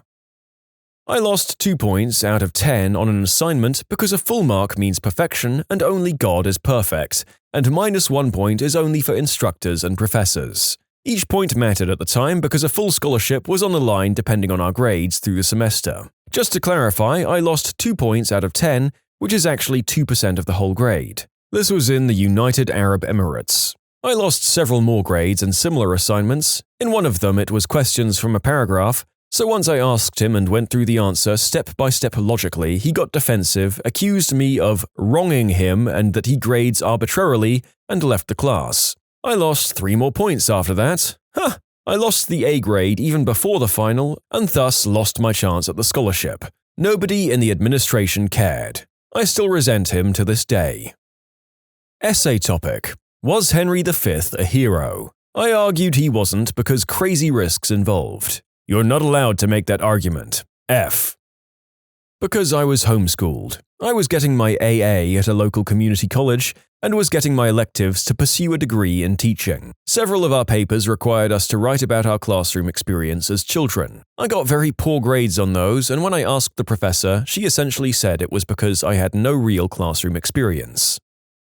Because little boys don't work hard enough to get an A, despite the homework, classwork, and exams being straight A's. I never tried again and coasted from then through graduation 10 years later. I was 7 or 8, in 2nd grade, so early 90s. She said that to me, then said it to my parents at the parent-teacher meeting a few days later when I complained. They complained too, and the school sided with her. The next year, the school put me with the best, most influential teacher I would ever have. Just a beautiful human being. I would even go back to visit her every year until she moved out of state. Miss her like hell. She even wrote me a letter of recommendation for getting into college. A super long shot, but Miss Showman, if you ever see this, I still love you and my whole family still misses you. Handwriting, often when the teacher refuses to let me type it. For the final submission of my graphic design college qualification, the brief was to design branding for a pub or club. I got a B because my concept was too cool. The brief was pretty basic and open-ended. It was basically along the lines of a brand new night spot has opened in the city. It's a pub during the day and converts to a club after hours. Design and develop a brand to promote this new place in the city. She apparently pictured a sort of dive bar in her head when writing the brief, but it was never made clear. She'd never once mentioned it when looking at the interim development stuff as I worked on it over the month we had to finish it. I could have changed tack at any point, but she never course-corrected me. The sheer mind-fricking bullcrap of that actually knocked me so hard that I didn't even bother pursuing it as a career beyond that course. What are some unexpected ways a potential hire tanked their chance at a job? English is my second language. I moved to the US after college and got an interview for an engineering position at a top aerospace company. I was nailing it, as far as I know, until the hiring manager asked, "How is your relationship with your current manager? Would it upset him if you leave, or would he say good riddance?" I thought good riddance meant something positive, like good luck or best of wishes, so I said she'd say the latter. I didn't get the job. A great example of why no one should be afraid to ask questions in an interview. I once saw a resume that stated they were a valid Victorian. Either they were trying to say they were the top of their class, or that they were a genuine person from 19th century England, neither of which were true. I recruit for the blue-collar industry, and there was a poor guy where English was second language who kind of struggled to understand me, but we had Samoan and Tongan-speaking staff who were assisting in the recruit process. We were through the interview process, and while pre-employment substance screening via urine sample, I was explaining, in depth I might add, the requirements of the test. Pee in the pot up to here, close the lid and bring to me for the test. When he was taking quite some time to pee in the pot, which can happen if people are a bit nervous or shy, I called out to see if he was okay, which he said, "Yeah, boss." About 10 minutes later, he appears and the pot is wrapped securely in hand towels so as to not be on display. I found this odd, as the amount of samples we do meant that we were so used to handling pee it was second nature. He looked a little sheepish and coy, very telling of someone who perhaps was a little nervous that they might fail. I took the cup from him, with sanitary gloves on of course, and proceeded to unwrap the pot in order to undertake the test. I gagged when I realized he had shoveled his number 2 into the pot, assuming he needed to provide a more solid sample. What possessed him to think we wanted to analyze his brown matter is beyond me. Fair to say we couldn't employ him on that day on that basis. I sent him away after some explanation and he was quite embarrassed. Having saved him all the embarrassment I could, he came back the next week to correctly complete the test after I'd set him up with a colleague and proceeded into a job the very next day. 2 years later, he's one of our most reliable and hard-working staff. As someone who works in their second language, I've made some embarrassing gaffes and mistakes in my life. Some of them make me cringe to this day. However, I've never shuffled my own number 2 into a cup and handed it to my boss, so there's that. Props on him for being able to do it on command, actually. In my job, I've interviewed hundreds of individuals. One that stands out for an entry-level retail position, I called him for an interview and after introductions, brought him up to the break room for the interview itself, as the training room was in use. He was kinda sketchy looking, wearing a beat-up black cap and what looked to be a dirty hoodie. But I didn't think too much of it because A, I did call him on shorter notice, and B, I don't like to judge a candidate solely on how they look. And C, it's retail. What do you expect candidates to look like? I excused myself for 30 seconds to check in on my trainee, and when I came back, the candidate looked a little uncomfortable. Not thinking much of it, we start the interview asking the standard questions about what he's done previously, why he wants to work here, etc. I notice he continues to look uncomfortable and it almost looks as if he's hiding something in his hands. I eventually ask if there's something wrong I can assist with and he comes clean. He explains he has a fistful of candy, jelly beans in this case, and he's not sure what to do with them. I'm a bit gobsmacked and have questions, which I wish I could have asked. Where did he get this candy? Why did he think it was a good idea to eat candy in an interview? What was he going to do with this candy? As I tried to articulate a response, he exclaims, "I know," and proceeds to shove the entire handful into his mouth. And this isn't a couple of jelly beans. This is a massive handful of now sweaty, sticky candies that he has just thrown into his mouth. And he starts chewing and chewing. His hands are stained and he's really working his jaw due to the sheer amount and chewy nature of them. I swear 30 seconds pass before he finally gulps them down and asks calmly, "You were saying?" Needless to say, the interview didn't continue much longer than that, and unfortunately, the candy man did not get a job with us. This is an old professor of mine's story. A long time ago, his department was looking to hire some kind of new junior assistant professor type. They'd narrowed it down to 2 highly qualified guys, both fresh out of grad school. They knew they were going to hire one or the other. As a final step of the process, they decided to take both of them out to dinner separately. The first guy was cordial throughout the whole thing and seemed to get along with everybody. Seems just fine. Then at the end of the meal, he picks up his empty plate and licks the whole thing clean. Like, tongue flat against the surface of the plate, covering every inch of it until it's clean, in the middle of a nice restaurant. Then he just sets the plate down like it was the most normal thing in the world. Everyone just stares at him and then awkwardly try to just wrap it up. Afterward, they laugh about it to each other like, what the frick? What a bizarre and unnecessary way to throw away a near clinch on a good job opportunity. So then they take the second guy out. Almost just a formality at this point. Again, everything is fine, he's polite, seems perfectly qualified, seems to know the right things to say. Then at the very end, they ask him if he's had any questions for them. He pauses and thinks for a moment, then goes, "So, what is the student-teacher dating policy?" Afterward, the other professors were sitting around together and one of them goes, "Well, looks like we're hiring the plate licker." Worked in onboarding for a while, basically just putting people that other folks hired through the hiring process. One guy wouldn't answer any of my calls, emails, or text messages. Then, in reply to emails from the hiring manager, said I hadn't attempted to contact him at all. Hiring manager sat 2 desks over from me and had listened to me leaving voicemails for 3 days. Guy promptly lost all chances at the job when he accused me of not doing my job. Opening line of the covering letter of their application. "Today is the day when my worst fears were realized." From there, it was a litany of everything that had ever gone wrong in their life. Sadly, it also seemed like they were the result of consistently bad decisions. I'd have thought that they were just deliberately trying to throw the application, except that it had just so much excruciating detail. It was a lot of effort. Job location, London. Candidate location, Denver. Candidate willing to relocate, no. I'm currently getting sent resumes from foreign nationals, some of whom aren't authorized to work in the US. We're a small firm that does 95% of our work with US Gov entities requiring a security clearance. Candidate arrived in rollerblades, stayed in rollerblades the whole interview. He used the word blade instead of walk or go for the whole interview. Can't tell if I was being punked. He was in his early 20s, resume was good but not great. The whole rollerblades thing wasn't a deal breaker, but it definitely didn't help. He insisted on sitting on the desk rather than on a seat, so his rollerblade feet could just hang. I had to insist a couple of more times throughout the interview for him to reluctantly take a seat, which didn't help either. "Well, you went to college. I studied the blade."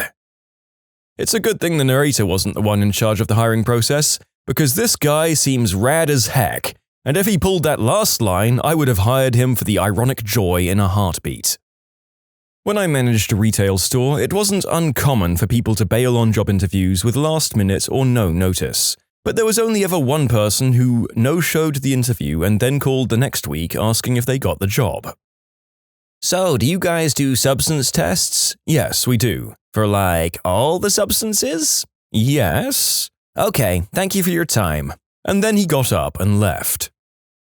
So it can be a good idea to call and check on your application, but don't call the store, ask for the owner, and see if he's looked at your application 1 hour after you left it with us. This person actually called 3 times throughout the day, and each time we told her, the owner will review your application tonight after we close, as this is the busiest time of year for us. Spring at a greenhouse. Please don't name your resume job crap. We had a guy come in for an interview and he showed up a full 40 minutes prior to his scheduled interview. One room office shared by 3 people, so there's no good place for him to wait. I said, you can go to the coffee shop next door and come back at the scheduled time. He said, no, I'll just wait here. I have a phone call to make. He proceeds to have a very loud phone conversation in our one-room office. When it was finally time for his scheduled interview, he was still on the phone and he actually shushed me and said, I'm on the phone. 10 minutes later, he was ready to be interviewed. Not even sure why we proceeded with that interview, but it was over quickly and his resume was in the recycling bin before the door even closed. Posted this before, but it's always good for a revisit. The applicant said, so, you all do background checks, criminal history for this job, right? Me? Yeah. Okay, so the court messed up, and when you run my background check, it's not going to say statutory, but it was totally just statutory.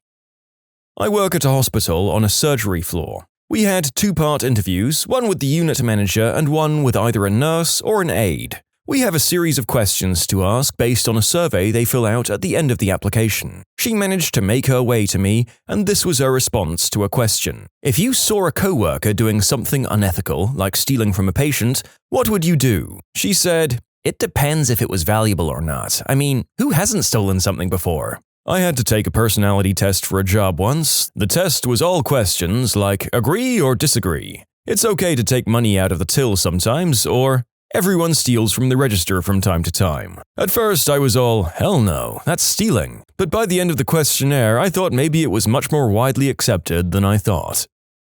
I was hiring in pharmaceutical sales and it was a large launch for a to-be newly approved product, so they were hiring about 200 people nationwide. Because of this, first step was a phone screen with us, then a video interview with the hiring manager, before flying candidates out for the final panel interviews where they would meet with 5 individuals, vice presidents of HR and sales of each region, and sales directors for those territories. Because of this, we were very strict with the interviews and who moved forward, which means it really sucked when a guy went into his final panel interview and started doing magic tricks. Very seriously, he started pulling flowers from his sleeves and he tried to vanish an interviewer's coffee, but ended up spilling it everywhere instead. In that same round of hiring, we also had an individual who did his video call from his coffee table. He sat on the floor, and he had someone ring his doorbell. From the conversation with the hiring manager, he asked politely if he could go to answer the door in case it was an emergency. She said, sure,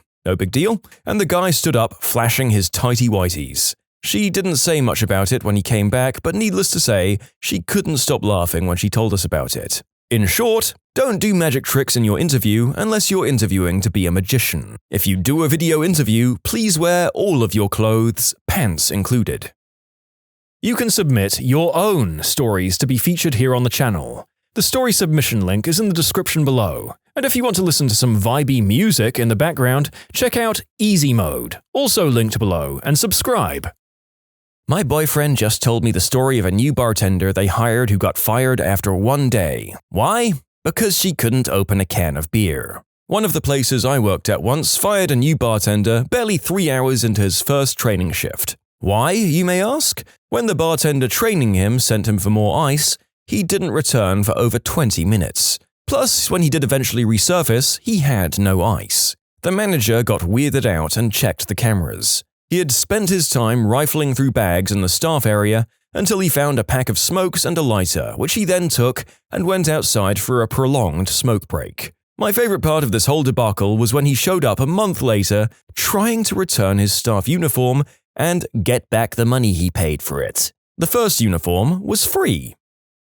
Gotta respect the hustle if nothing else, and I mean it. I'm not sure that employee had any other redeeming features other than his drive to scam the place. Doing a text screen phone interview, and you could tell the guy was Googling his heart out every time we asked a question. He'd say, let me think about that for a second. The background ambient noise would cut off and then cut back a second later, and he'd start reading off stuff from the top Google result. I had somebody pull this on me once. It was the most obvious thing in the world. There'd be this huge pause before they'd all of a sudden just start rattling all kinds of facts off. If you actually knew the answer to that level of detail, it wouldn't take 15 to 20 seconds for you to start answering questions. At one point, I brought up the Wikipedia page for the subject on my phone while she answered, and silently followed along with her as she pretty much read it out to me. This was my first phone interview ever, so my boss was sitting with me. Afterwards, he told me that he nearly closed the interview by saying, "Well, you have a good Wikipedia-level understanding of things, but you're not quite what we're looking for." I once called a guy for his scheduled phone interview, and he answered the phone as if he thought I was a telemarketer. He was incredibly rude and asked who I was at least 3 times before understanding I was calling to interview him. After realizing his mistake, he wasn't even apologetic for yelling at me. It was a tense interview, and he did not move forward. I once called a woman for a scheduled phone interview, and her husband answered. It was a landline for better connection. I introduced myself as the individual calling for her interview, but when I asked to speak with the wife, the husband said, "She's dead." I'd just spoken to her the day before the schedule, and I said I was so sorry I hadn't realized and was so sorry for his loss. He didn't sound upset, but kept repeating that she was dead and trying to usher me off the phone. So I said I was so sorry but would cancel her interview and would pull her information from our system so no one would accidentally follow up. I was starting to get the feeling that something wasn't right, but still trying to be respectful when he starts backtracking and asks where I'm calling from again. I told him again what company I was calling from for our scheduled phone interview, and he suddenly says, "Oh, I thought you were a telemarketer. She's right here in the other room," and hands it off. The wife was very angry with her husband. He had been trying to convince me for about 3 to 4 minutes that she had passed away, and it turned into one of the more awkward phone calls I've ever made. It was for other reasons that she didn't move forward, though. Had a guy who reluctantly told me he used to work at an adult store. To try and save him from feeling weird, I told him that my wife has always found it fascinating and would love to work in one. His response? "Well, isn't she a frickin' weirdo?" I'm a lobby guard, so I don't do the interviews. However, I have had interviewers ask me how the interviewee behaved in the lobby while waiting. Most just sit there twiddling their thumbs nervously, but 9 out of 10 times those who ask me questions about the company and the team they're interviewing for are hired. And 10 out of 10 times the people who are genuinely rude to me are never hired. I would have thought that this is common knowledge. Why on earth would you be rude to literally anyone when you're interviewing for a job? Assume that you're making an impression on everyone. I used to be a manager where we did a lot of hiring. I've now probably hired hundreds of people and looked at thousands and thousands of resumes. A lady with an MBA applied. At first glance, she seemed interesting, and then when I googled her school, it was clearly a degree mill with a somewhat similar name to a real university. There was also a guy who told me the only reason he was applying was because he was ordered to by a judge to get a job, because he was years behind on his child support. When asked what the story was on his lengthy employment gap, he also said he'd quit working to avoid paying child support. To top it off, he clearly wasn't qualified for the position and had lied his way into the interview in what I'm guessing was some kind of malicious compliance with the judge's orders. There was also a guy who asked my coworker on a date. During his interview, he didn't get the job or the date. The entire job was doing phone support. She said she didn't like talking on the phone. Then there was the guy who stopped answering my question to tell me that wearing glasses was making my eyes dependent on glasses and I should stop wearing them. There was the fellow whose first question, before we even started, was about our indecent behavior policy. So were his second, third, and fourth questions, including detailed scenarios. I'm not sure if he was doing that for a sick joke, but either way, it wasn't great. Our male receptionist welcomed another one and escorted him to the interview room, where I was sitting. He asked if we were waiting for the receptionist to return and asked if I could make him a coffee while we waited. I explained that I was the hiring manager and he laughed at how funny it would be to have a female boss because it was so unexpected. And finally, when we started on the tech questions, this lady said she didn't know how to use a computer and wasn't going to learn because they were too complicated. She wasn't that old, maybe mid-40s, and it was only about 10 years ago. I have no idea how she made it in the world. I imagine that someone who works in mass hiring positions would basically be able to create a menagerie or circus of some of the individuals who they talk to. This lot would be a great start, and they'd be getting jobs. Win-win! I work in software development. As part of the interview process at my company, our candidates interview over Skype using a code-sharing website for them to complete a small and relatively simple problem to help weed out candidates who are dishonest on their resumes. In one of my interviews, I started with the usual introduction of myself, my role within the company, so on and so forth. I introduce her to the task and explain that it'll be on a code-sharing website and that she'll need to follow the link I'll send her to access it. I paste the link into the text window and explain to her how to access it. Some people haven't used Skype before and don't know how to access text chat in a video call. She smiles and nods and asks me when I'm done, "Will you be writing the link on the whiteboard?" What whiteboard? I look behind me and remember that yes, there is a small whiteboard behind me, and this woman was expecting me to handwrite the not-so-short link and she would read it off the webcam and type it into her browser. No, I explain, I sent you the link within Skype itself. If you'll just click… I'm forced to trail off as she reaches forward and picks up her webcam, which I'm assuming was mounted on the top of her monitor. I get a nice close-up of her eye as she peers inside the camera, then turns it on its side to observe it some more. I ask her what she's doing. "Trying to find the link," she replies. Dumbfounded, I once again explain that the link was sent over Skype and wouldn't appear behind me nor on the webcam. She resumes the smile and nod routine as I ask her to follow my directions to access the Skype text chat window. I ask her to wave her mouse cursor over my face until she sees some buttons appear. She takes her hand off the mouse, raises it, and waves it over the screen. I explain to her again that she needs to use the mouse, and she smiles and nods again. After about 15 minutes of a 30-minute interview, she did finally discover the link in the Skype text chat, but she proceeded to type it into her browser by hand. She did not make it to the next round. On the inverse of some of these other posts, I went into a job interview where the manager said, "Look, I don't really care, you're my 30th applicant in a week and everyone has failed the substance test. If you can pass the substance test, you're hired. I don't even care about anything else anymore." I passed. It was an awesome job and he was a great manager. I was doing a video interview with a candidate in a new office we were opening in another country. For background, it was a tech company, so we were a bit informal and I was wearing a company-printed t-shirt so you could easily see I have tattoos. This candidate calls in a few minutes late, but I give him the benefit of the doubt on that. We start talking and discussing the role when I hear his doorbell ring. He gets up immediately, yelling back to his computer that he'll be just a moment.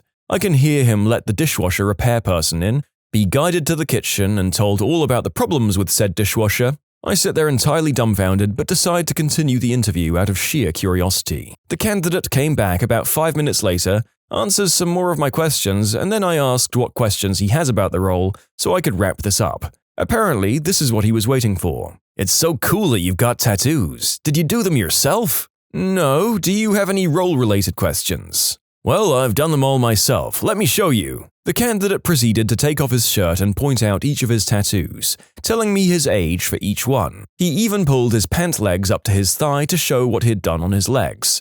I was dumbfounded. He offered to send me his portfolio. He did not get the job. What's the worst thing you've been wrongfully accused of? Stealing money from work. My register was over $100 short one day. My boss made me undo all of my pockets and went through my backpack. I had to take off my shoes and socks in front of him.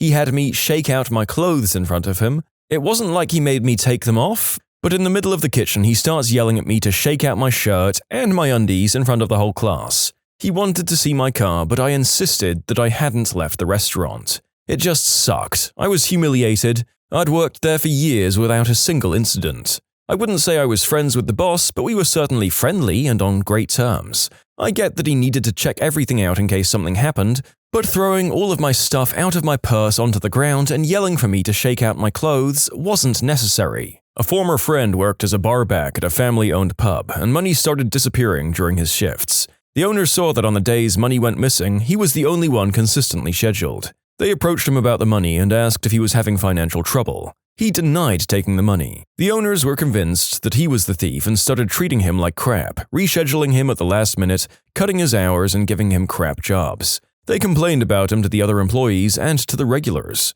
They decided to put cameras behind the register to catch him in the act and told no one. The next time money went missing, they checked the footage only to find out that their daughter and her girlfriend were the ones stealing. They had the run of the pub, so seeing them come in on their days off wasn't unusual. They set him up. The messed up thing is they fired him anyway because they were embarrassed by all the crap talking they did and wanted to keep quiet about their daughter's theft.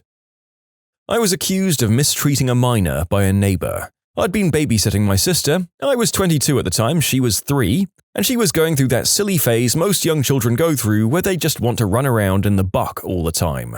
My neighbor knocked on the door while I was cooking dinner. My sister streaked to the door and opened it before I could get there. The neighbor saw a buck-wild young kid and a grown man, assumed the worst, and called the cops and then called the other neighbors. The cops came out, talked to me, talked to my sister, called our mum and talked to her, talked to the neighbor. They realized nothing was going on and apologized for the inconvenience and left. Unfortunately, by then, the neighbor had spread the rumor throughout the apartment complex and people being people believed the worst. I became a pariah in that neighborhood. Over the next few weeks, the rumor spread throughout the town. It ended up making my life hell there, and I had to move to a different county to leave the rumors behind.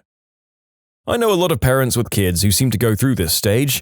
It's generally treated more with amusement than concern, but it can make for some awkward situations when your toddler decides it's time for a public display. Doesn't usually go this badly, though. Another story with similar wild accusations to follow.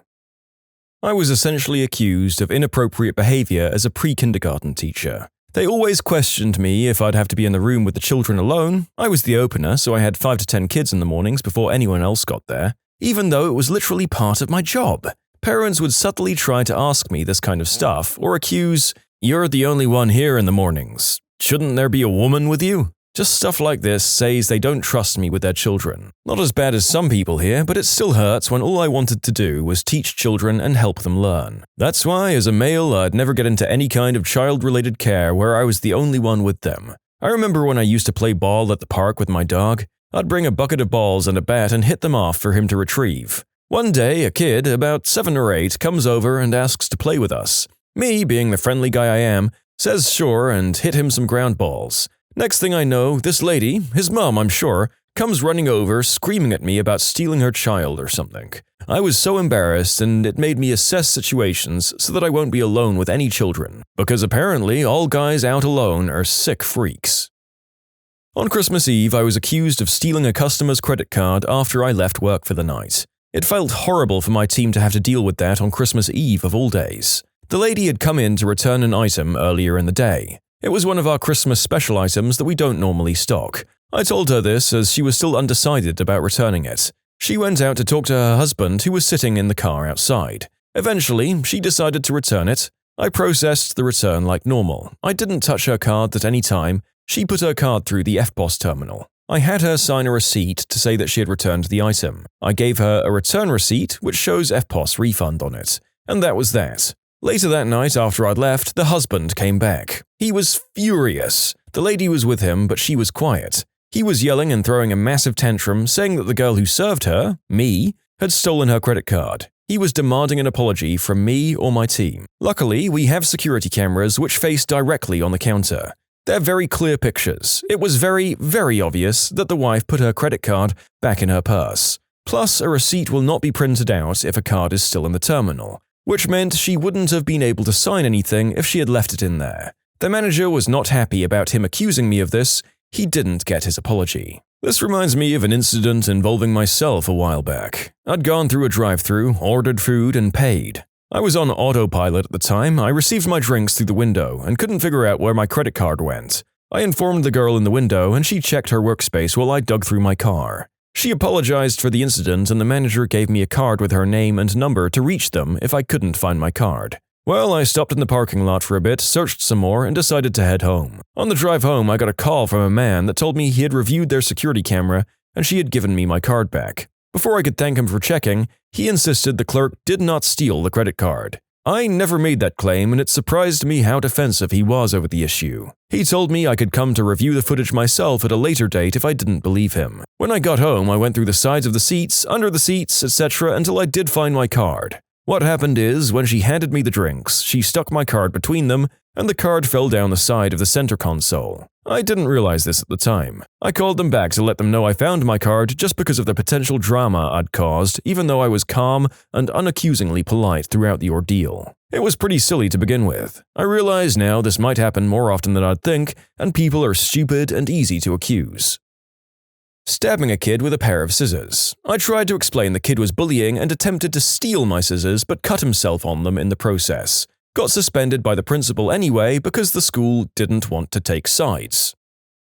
I was 18 and home for my lunch break one day, when 3 detectives showed up at my door. Apparently, our IP address had been used to post illegal material containing children to a website. Not knowing my rights adequately at the time, I let the cops in and let them inspect my computer. They found LimeWire on it and decided I was a suspect. By this time, I'd called both of my parents at least 10 times, but neither were picking up. I let them take my computer so they could have the lab do a more thorough inspection of my hard drive. Expectedly, they found nothing and either decided not to or were unable to get a warrant for the rest of the computers and digital storage devices in the house. The worst thing about the whole ordeal was my parents asking me repeatedly over the next week if I did it, and if I did, they'd get me help. That freaking hurt. I'm already freaking the frick out about cops taking my computer and digging through it, and now my parents think I'm guilty. They didn't seem to accept that I didn't do anything wrong until we got my computer back and we were no longer being investigated. My plan after the fact was to not tell anyone about what happened, because nobody needs to know that the cops came knocking on my door looking for someone distributing that kind of material. My dad decided to tell any of my friends who came over about what happened as a warning about security. Our Wi-Fi was unsecured until after this incident. Being 18-year-old dudes, they made it a running joke that I was into that stuff. They're still my friends because I know they weren't trying to actually be jerks, but those jokes still hurt. They actually mostly stopped after a couple of months, and I think the last time I heard one of them mention it was 2 years after the fact, 4 years ago. Oosh, I mean, there's a lot of accusations in this group about misbehavior with young people. I guess it's a good thing that people take the issues so seriously, but it looks like it can really wreck your life if untrue accusations come your way. My mum accused me of eating her candy bar when I was 8, even though my sister ate it. My sister was 10 and wouldn't fess up, so we had to stand in a corner for 6 hours until my dad came home and I started bawling and my sister finally told him she ate it. He yelled at my mum for punishing me. Love you, Dad. 6 hours for a candy bar? Jesus Christ. Yeah, my mum is serious about her chocolate, and she's a witch. My wife was arrested while out shopping with our 3-month-old. As she walked into the store, a girl who was exiting offered her a shopping cart. My wife accepted and went about her business. A few minutes later, the girl found her in the store and asked if she'd left her, the girl's, wallet in the cart. My wife said no and figured that was the end of it. Evidently after that, the girl went to store security who let her watch all the recorded security video, and they saw my wife tucking something into her diaper bag right after accepting the cart. It was her phone, by the way.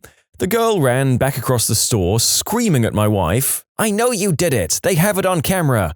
I called the cops!" etc. So my wife keeps trying to de-escalate the situation, but the girl's having none of it. Then the store's customer service desk, where they ended up to discuss things, holds up the girl's wallet. "Is this yours?" The girl grabs it and confirms it's hers and departs without an apology. Then the cops show up and in their opinion, my wife stole the wallet and hid it in the store where someone else picked it up and turned it in. So they arrest her for felony theft.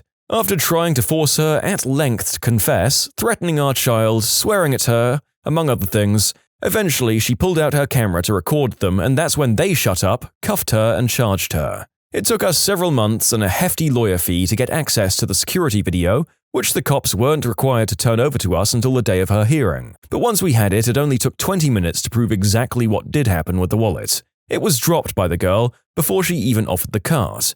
Another customer picked it up and brought it to customer service before my wife even entered the store. 5 months, $3,500 later, the DA called it a case of mistaken identity and dropped charges. During that time, my wife couldn't apply for jobs. She's a mental health counselor and it would have shown up in her background check, and had to take several days away from our very young child, including being detained for over 4 hours for the arrest itself. No apology from the DA, the cops, the store, or the girl.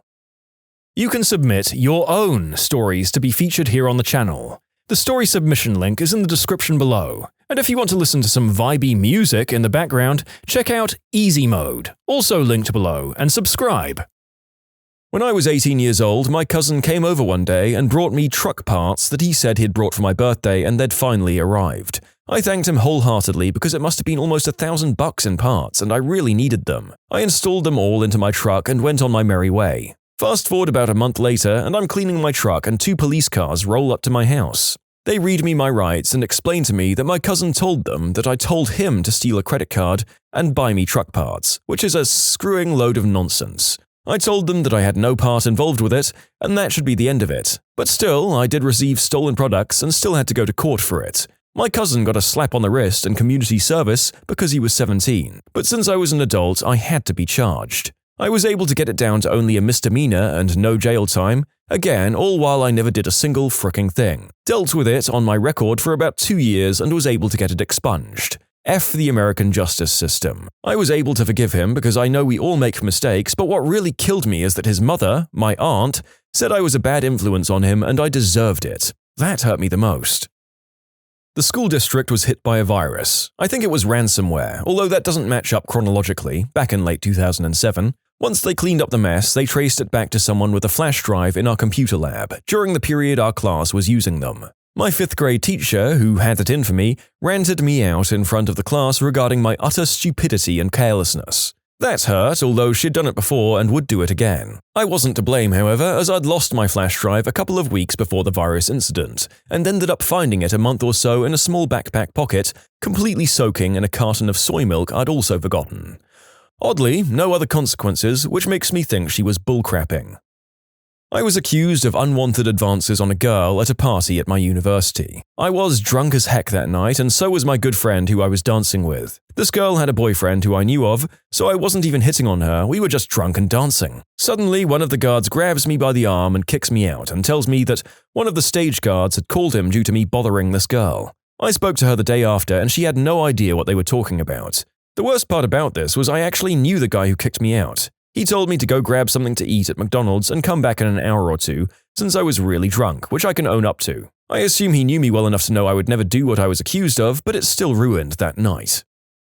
Back when my school's Twitter started posting raunchy SpongeBob memes, my teacher accused me of hacking into the Twitter account and doing it myself. He probably thought so because I've done sorta similar things before, but not to that extent, and nothing that could be considered hacking. They eventually figured out that the student responsible for running the account mixed up the school's account and one of her personal ones. The narrator has said dozens of times throughout his life that adult images of SpongeBob are no laughing matter, and feels vindicated by the previous story. Think before you Photoshop off those square pants, people. I was accused of stealing a puppy. This'll be long. My boyfriend, now husband, and I were home one Friday afternoon when our dog started barking incessantly, which is unusual for him. I go outside and there's a Labrador puppy playing around in our front yard. No one is around. I've lost a dog before and know how that feels, so the first thing I do is put him on a leash and walk him around our neighborhood to see if we run into anyone looking for him. No dice. It's getting late in the day and I have to start getting ready for work. I tie him out in our front yard so if anyone's looking for him, they can spot him and then call the animal shelter to report him found. But I don't initially bring him in. In 2009, I lost a blue heeler. While frantically searching for him in multiple counties, I emailed a lady who I thought was the current director of a local animal shelter. She had since left the position and was very candid with me about the shady things that sometimes go down in animal shelters. I'd heard some stories about possibly unethical practices being carried out at my own county shelter, and took her advice to heart. So I was wary of dropping this puppy off at this shelter even though I'd since moved to a different county. My boyfriend was sick that weekend and was not in the mood to watch this 4-month-old puppy in our unpuppy-proofed house. I didn't want to take him to the shelter. I felt confident that we could find the puppy's family, but I was scheduled to work the next 3 days and had very little say in the matter, since I wouldn't be able to actually watch the puppy. My boyfriend drove him to the shelter that evening. He signed a paper relinquishing the pup, but didn't get a copy. The next Friday, I have a voicemail from the owner of the puppy saying that the shelter had given her my number. She wants to pick her puppy up. What in the heck? I call her back and tell her that I'd found her puppy and alerted them that he had been found and then taken in. She didn't believe me.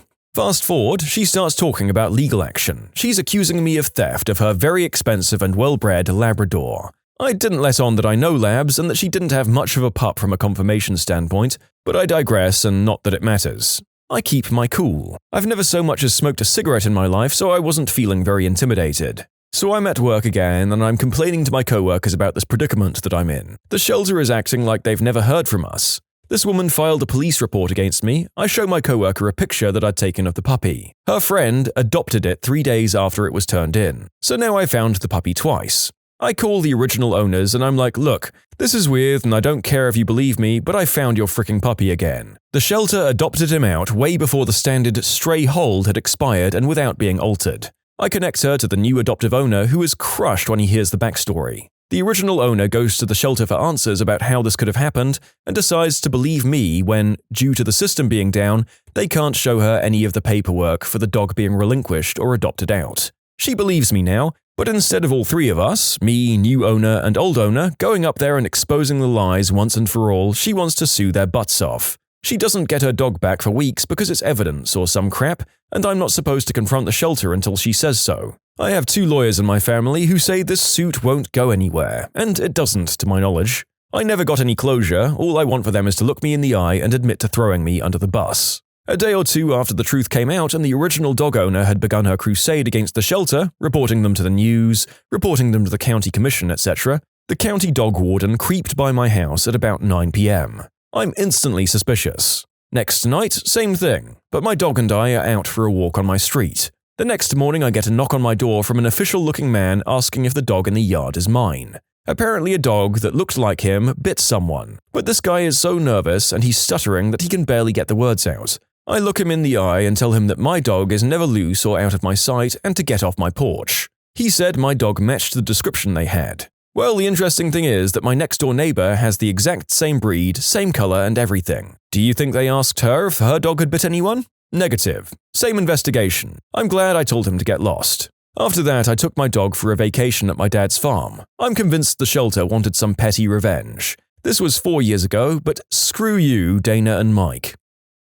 In 3rd grade, there was this one kid and we hated each other. One day, I get accused of calling him the N-word during recess. The only problem was, I was on the other side of the playground from him. Come lunchtime, the teacher pulls me aside and starts scolding me, and demanding that I apologize to him for calling him that.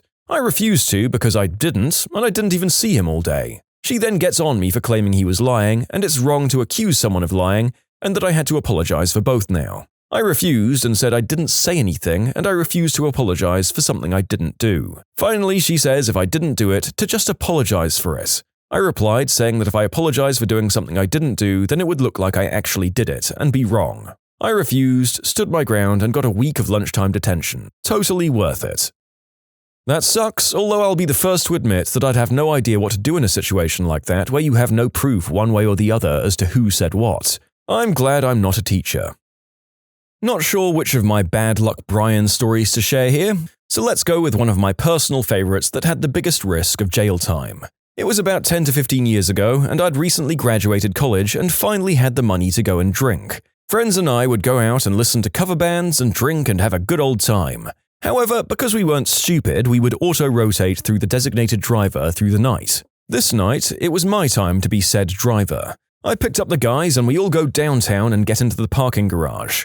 It's one of those take a ticket, gate opens, pay before you leave situations. We're at the bar, having a good old time, drinks are had, well, not by me, and many advances on women are rejected and we call it a night. Get to the car and go back to the gate and put in the ticket. Ticket spits back out, put in the ticket, ticket spits back out. I look over the ticket and it appears to be in working order, no major fold on said ticket and everything looks fine. I try this 4 or 5 more times before pressing the call button, but this just rings a phone and nothing happens. At this juncture, I'm livid. I just want to get the heck home.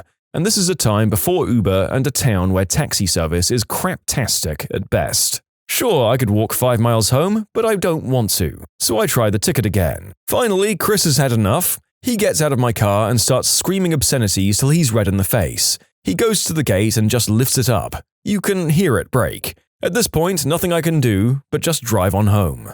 Well, those garages have cameras. Those cameras look at the license plates, and those license plates tie back to your name. So imagine my shock when I get a call from the police department the next day saying they want to question me regarding property damage in excess of some crazy number. Well, in the end, Chris admitted he did it. He had to pay for the repairs and do some community service. But man, that sucked. What's the most spectacular way you've seen someone screw up at work?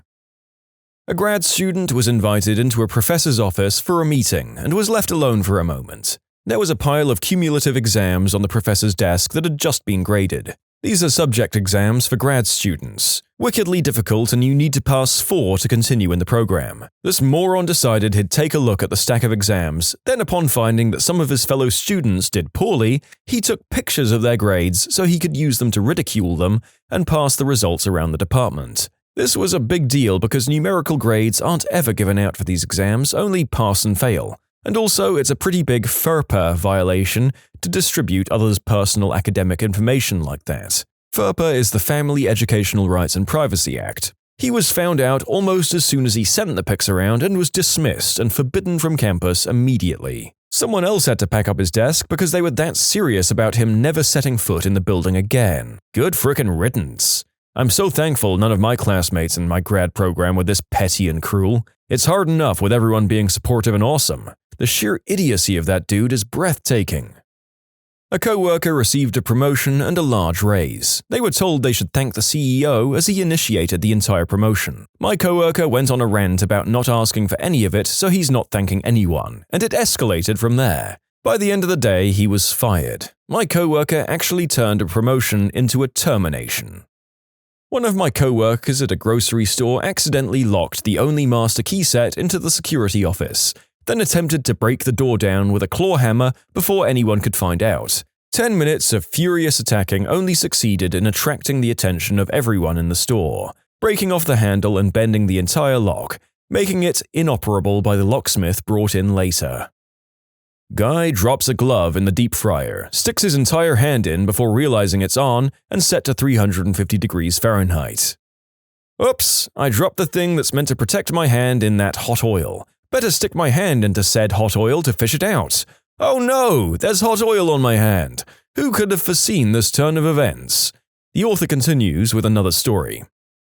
My current job is a lab technician at a major university, and we had a new guy unplug the small -80 degrees Celsius freezer full of recombinant DNA because he wanted to charge his phone. Ugh, yikes. I remember when I worked as a lab tech and another tech overfilled some of the wells in our stock DNA sample tray, contaminating all of the other wells. Then she just wiped off the excess and didn't tell anybody. Not only did we have to travel several hours to another university to get new DNA samples, but we had to throw out several weeks' worth of work since we'd unknowingly been using contaminated samples. I was once a bank teller. One day, a guy comes in to pay off a line of credit that he shares with his son. Apparently, his son is a substance addict and ran a line of credit up to $10,000, maxing it out. The guy comes in, talks to my fellow teller, pays it off, and signs to close it out. He asked my coworker at least 3 times that it was closed. She assures him that it is. She's also addicted to her phone and loans most of her attention to it, by the way. The guy leaves. Several months later, the same guy comes in enraged with a line of credit bill. He comes to my window and explains the situation. He thought it was closed. It turns out that our bank's policy, not sure if this is universal, is that both he and his son have to sign off to close it out, unless there's some sort of special circumstance that never happened. The guy owed another $10,000 because of course his son isn't going to sign off on closing it out if he can run up the balance again. Dad says he's going to sue. I point him in the direction of someone more qualified than me. My manager tells me he has a good case and will probably beat out our corporate bank in court. I'm just a teller. Some days it's good to be on the bottom. Glad it wasn't me that messed it up.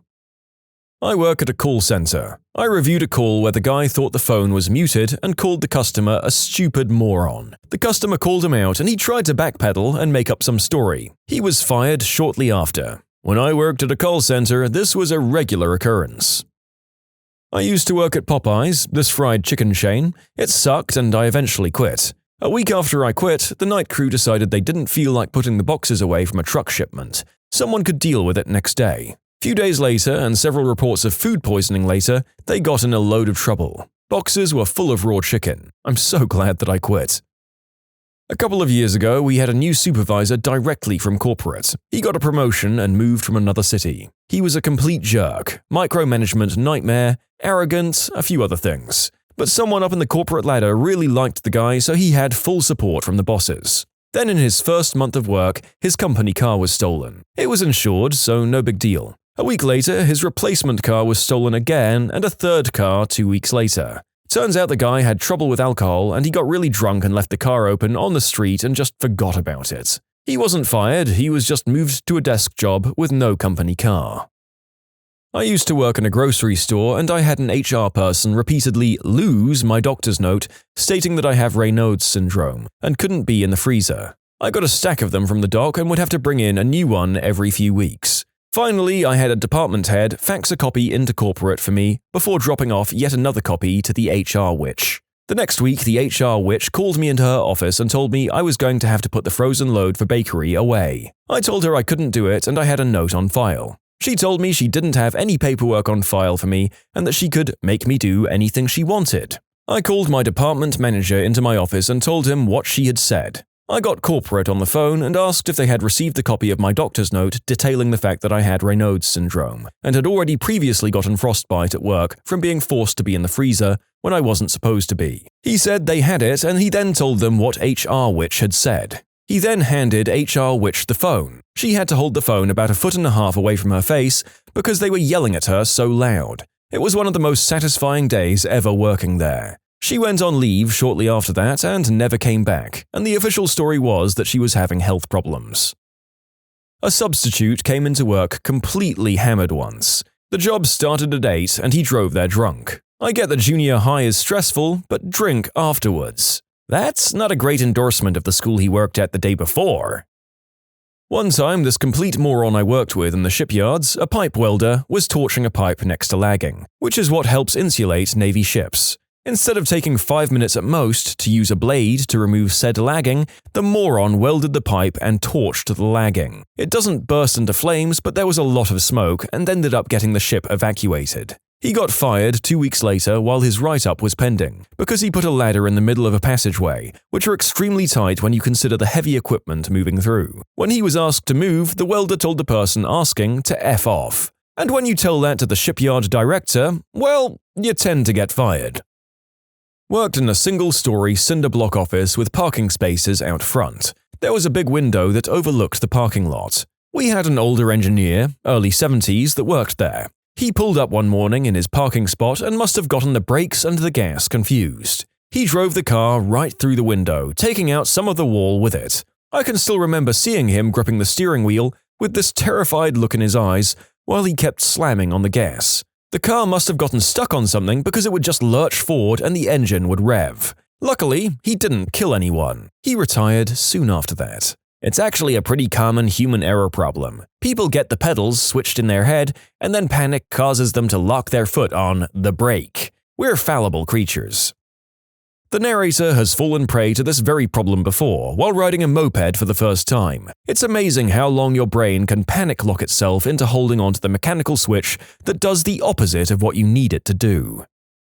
My coworker sold someone an auto insurance policy but forgot to check the effective date. Turns out she had pushed the start date of the policy out a month. Guy got into an accident a few days later. Cumulatively, we probably spent more than 10 hours on the phone trying to get claims to cover this guy's accident. She ended up messing up the effective date on about 10 other policies before she left.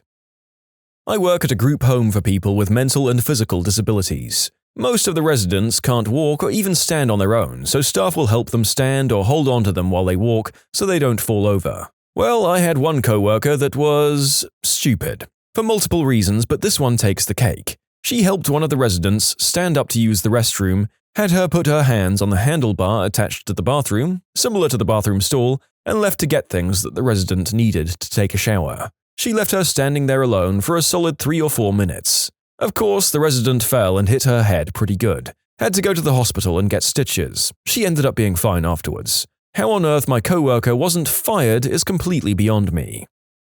I'm a welfare caseworker. A few months ago, I got a call from a client wondering what was going on with her case. Read the case comments and found out that one of my more intellectual co-workers shut down this case and assessed a 5-year overpayment on this client for her cash aid, basically saying that all the aid she'd ever received was fraudulent and she needed to pay it all back. Her reasoning? There was a glitch in the system that made this woman's child show as a resident in a different country. Rather than following established protocol and calling this woman, or ordering a fraud investigation from our literal unit of full-time investigators, or anything else that would make sense, she went out of her way to make this woman's life hard. For the record, I called the other county and the worker I spoke with confirmed that the child was no longer a resident. His father had reported to them that the family was moving to our county 5 years ago, and they'd been trying, unsuccessfully, to update his county residence ever since. Because I caught the phone call, I had to unscrew the case and close out the overpayment. I work with preemies in a neonatal ICU. We get morphine in a multi-dose syringe that's good for 24 hours. We generally give doses for it every 4 hours. Every time we dose, we have to chart the amount in the electronic medical record, calculate a safe dose, draw it up, show it to another nurse along with the calculations, scan it. There's a million safety checks. A nurse did exactly none of these things and gave the whole syringe to the baby. Then she ordered another and did it again in 4 hours. And then she did it again 4 hours later. The baby got more than 3 days' worth of morphine in 12 hours. He had to be put on a breathing machine. Somehow, she did not get fired. There was a nursing shortage in Pennsylvania at the time. Sort of a similar situation. I worked in a blood bank and we sent some blood to the floor for a nurse to transfuse into a specific patient. Different nurse picked it up, doesn't look at the label, doesn't look at the patient name, doesn't do any of the 3 electronic checks and sticks it into a patient. Transfused the whole bag and then decides to let us know she made a simple mistake. No big deal. Okay, thanks, bye. Thank God the blood type matched, or she would have killed that patient. We're freaking out and filing reports to managers and the FDA. She gets a slap on the wrist and is transfusing the same patient later that day.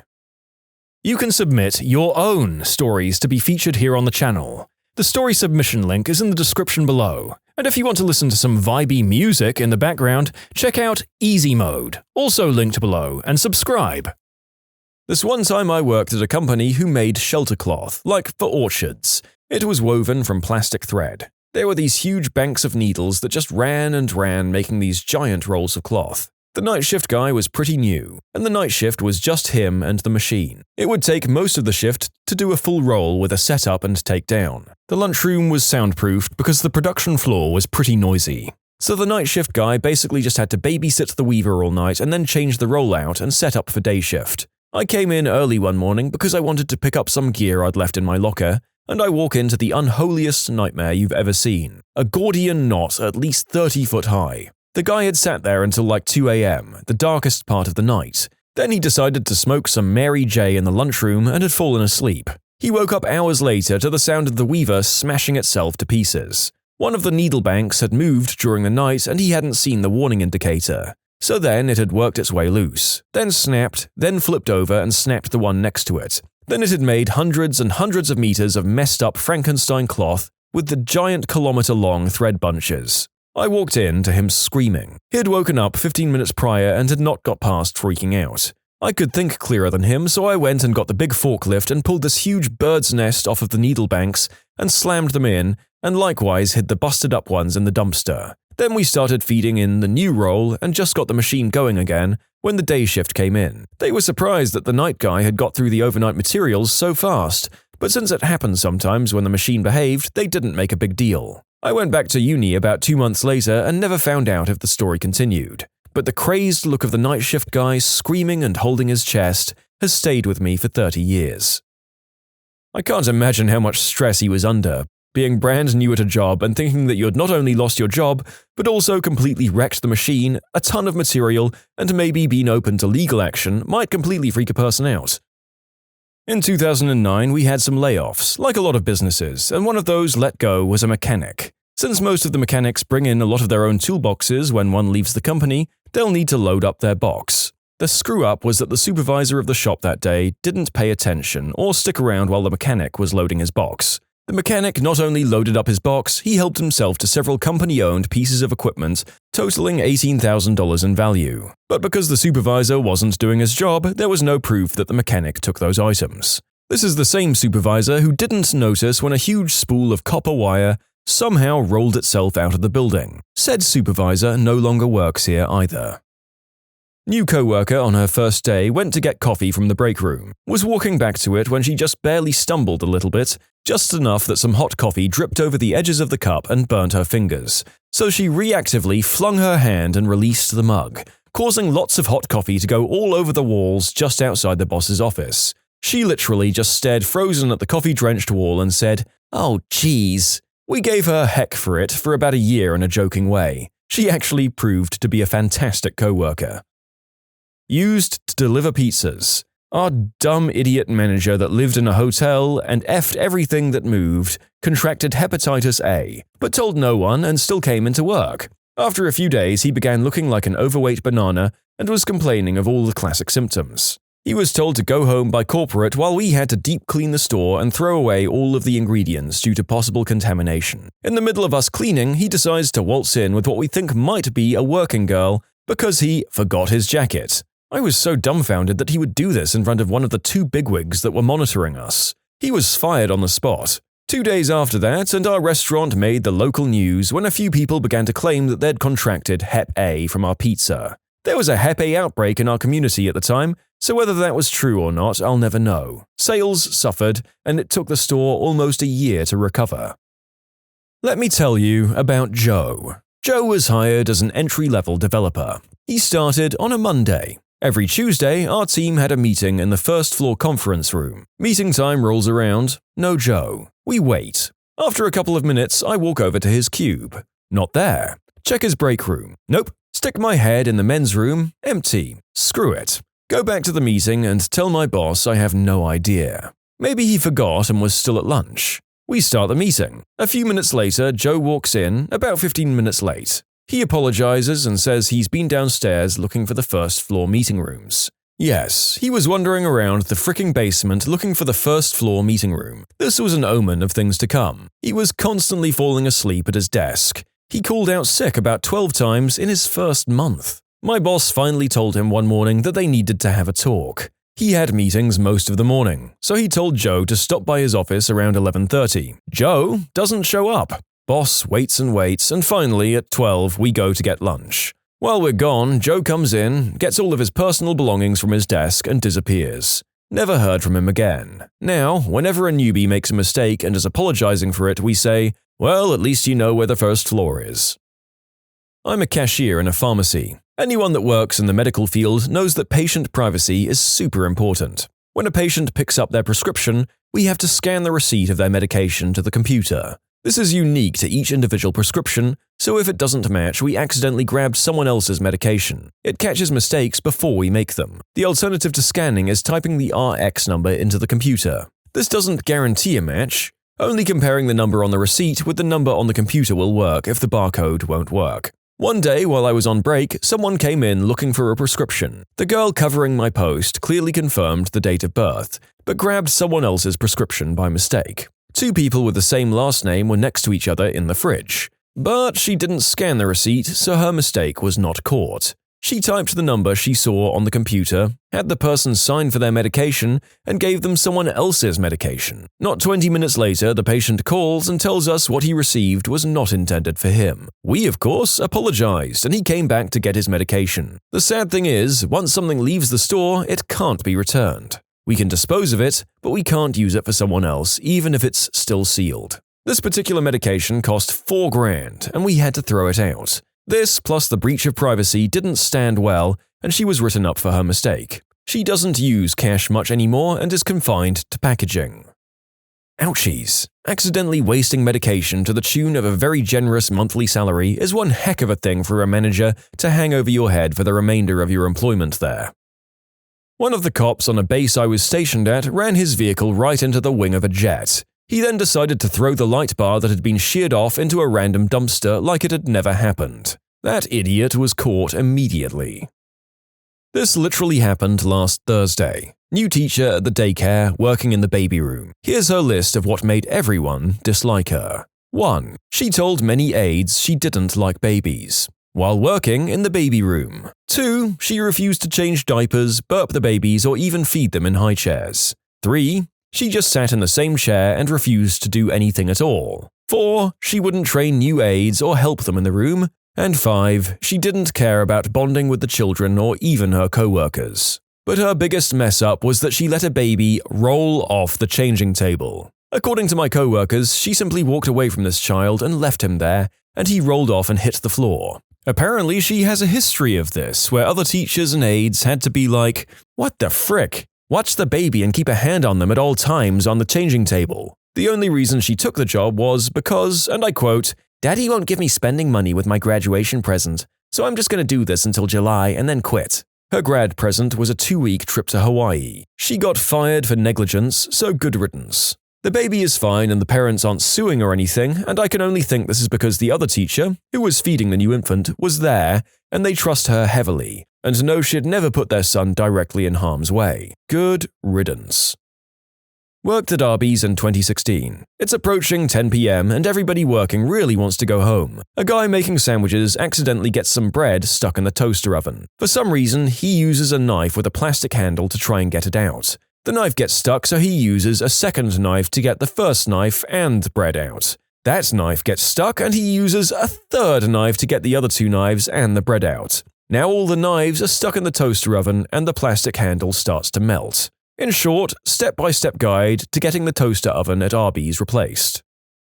Someone I worked with at a Toyota dealership didn't rack an SUV right on the lift, and it fell off. It really did way less damage than I thought, but he was fired on the spot. When I worked at Home Depot, a co-worker who worked in lumber crashed the forklift into a car and messed it up pretty bad. Weapon shop owners. What crazy reasons have you had to refuse a person a sale?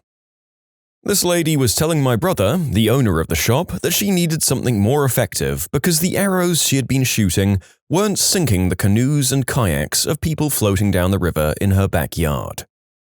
They wanted to look at a piece up close. I took it out to let him see it, and he pointed it right at my face. Wasn't at the shop per se, but at the range inside the shop. I'd bought a .45 that I wanted to run a few rounds through and did just that. As I was leaving the booth and heading to the exit, an older gentleman tapped me on the arm and asked for help. I didn't work at this establishment, and compared to many, I don't have a ton of experience, but I have a pretty fricking solid understanding of safety with these devices. That being said, I stopped and asked him what he needed. He stated that he was having trouble with his weapon, which was on the bench in the booth, and that he couldn't get it to fire, even though the safety was off. As I was responding with the usual, "Do you have a round chambered?" he just picked it up, pointed it at himself, and pulled the trigger. By some sick divine intervention, it didn't fire. I slowly and firmly removed it from his hands and brought it back to said bench, where I removed the magazine and discharged a very live round. It took all of half a second to see that the safety was sitting in a cool, half-on, half-off position, and that he was scooting by on sheer dumb luck. I placed the device back on the bench, asked him to wait a minute, and walked out the doorway to the front desk. Before I could open my mouth, the range officer was walking around to give the guy a piece of his mind.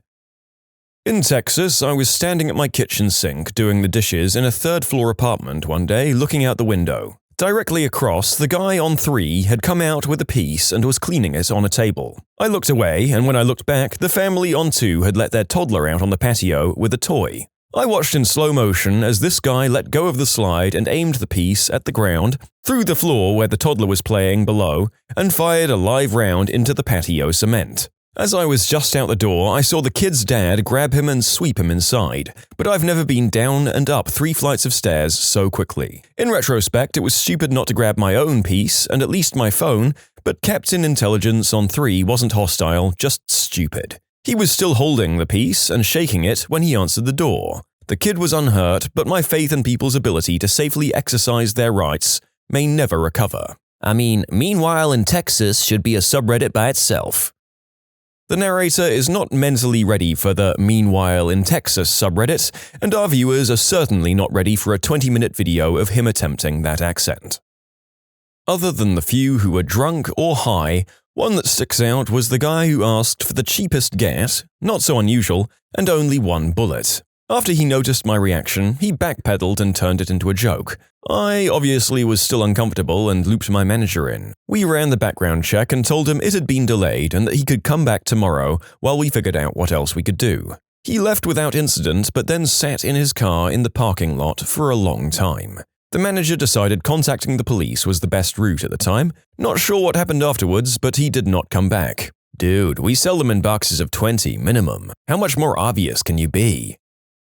Oh boy, I've turned down sales for simple things like mishandling the weapon and pointing it at people, for saying they were buying it for their husband 15 minutes after he was rejected on the InstaCheck system, but the one that took the cake was late one night, after selling hours anyways. I was closing down my department and this young couple came up to the counter. The guy was roughed up and bleeding from multiple cuts on his head. Nothing too bad, but still alarming. The girl he was with walked him up and said, "We need a piece." Rather than just say, "Sorry, it's after hours," I instead said, "Alright, which one?" She looked at the display cases and said, "I need one that will hurt someone." I just looked at her for a second, incredulous, that she was that stupid. I said, "Well, they can all hurt someone." And she pointed at a Mossberg 22 and said, "What about that one?" And I said, "Yeah, that could hurt someone if it was used the wrong way." And she points at the Winchester. "What about that one?" I said, "That one is definitely dangerous."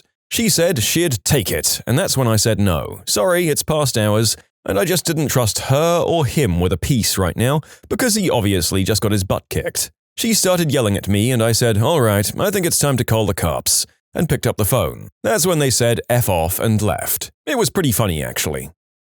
The place I teach has had a few interesting ones. I saw a customer's probation officer's card in their wallet. The owner of the shop knew the probation officer and called and asked if their client was allowed to have a weapon. The answer, surprisingly, was no. There was a lady with symptoms of being homeless who came in looking for a small piece, and while furiously dry-firing a pocket 22 says, "It's not to kill someone, but like to teach them a lesson." Lots and lots of confused people thinking that one of these things can be in their spouse's or girlfriend's name or whatever, like a car loan. It's okay if she does the paperwork, right? No, it's not. The person buying the piece has to do the paperwork. My state also has legal, medicinal, and recreational green herb use. The owner doesn't care unless you make him care, but other places, if they see your medicinal card, they don't mess around. But they still have people who come in obviously reeking of Mary Jane, since we're between two dispensaries, and the owner will be like, "Come on, you wouldn't try to mess with a piece drunk, would you?"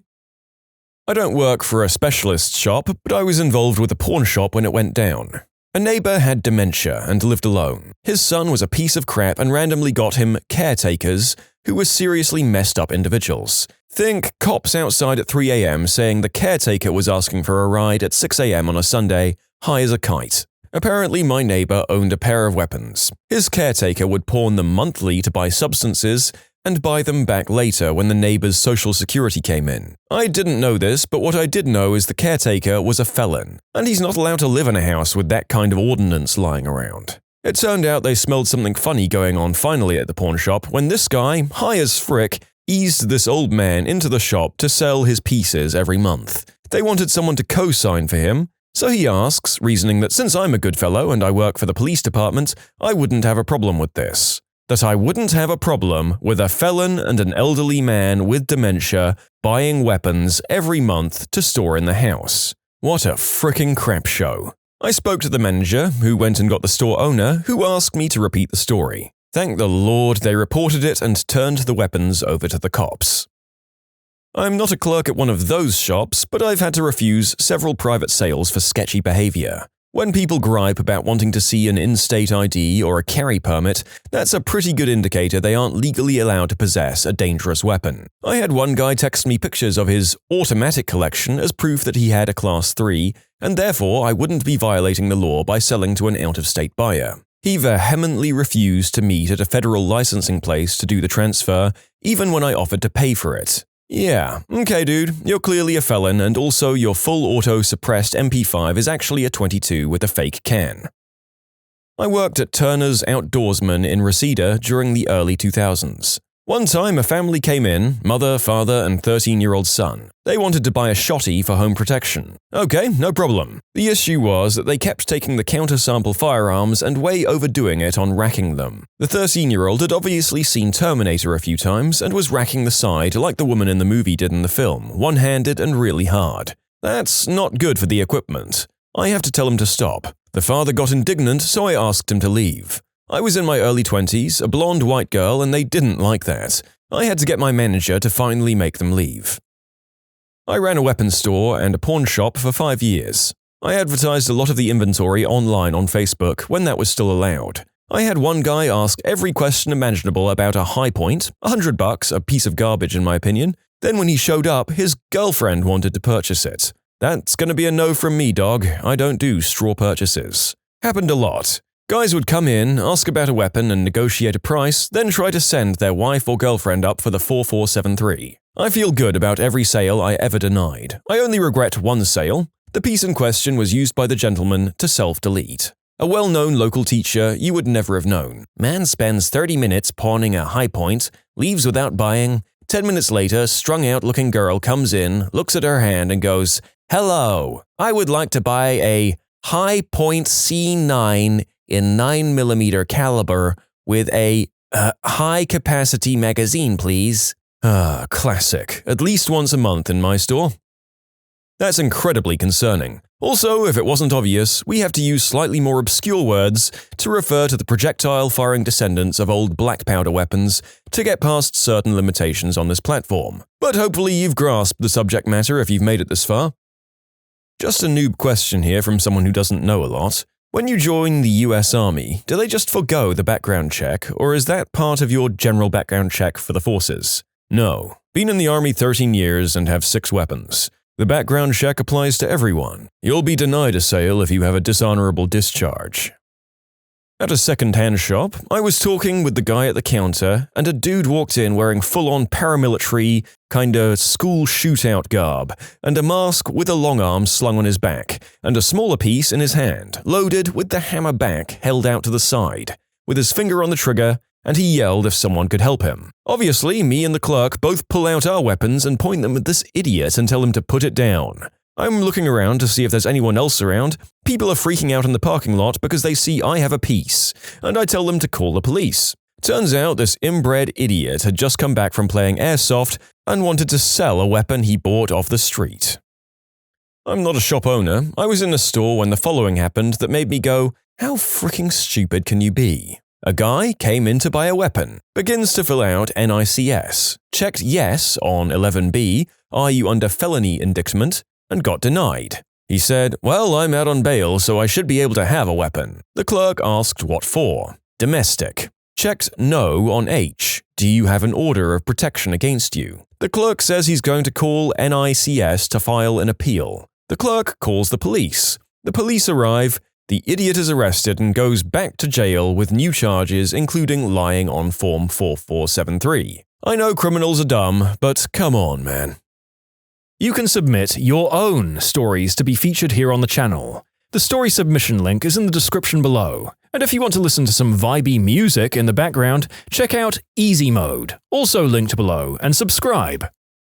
I sold the items in question in a sporting goods store. A guy comes in and was looking at our selection. He claimed he was a former CIA assassin. Sure, whatever. He picked up a weapon, cocked it, and pointed it at me and pulled the trigger. I put it back and told him he was not buying anything from me or anyone else in this department. He looked at me and said, I'll be back for you.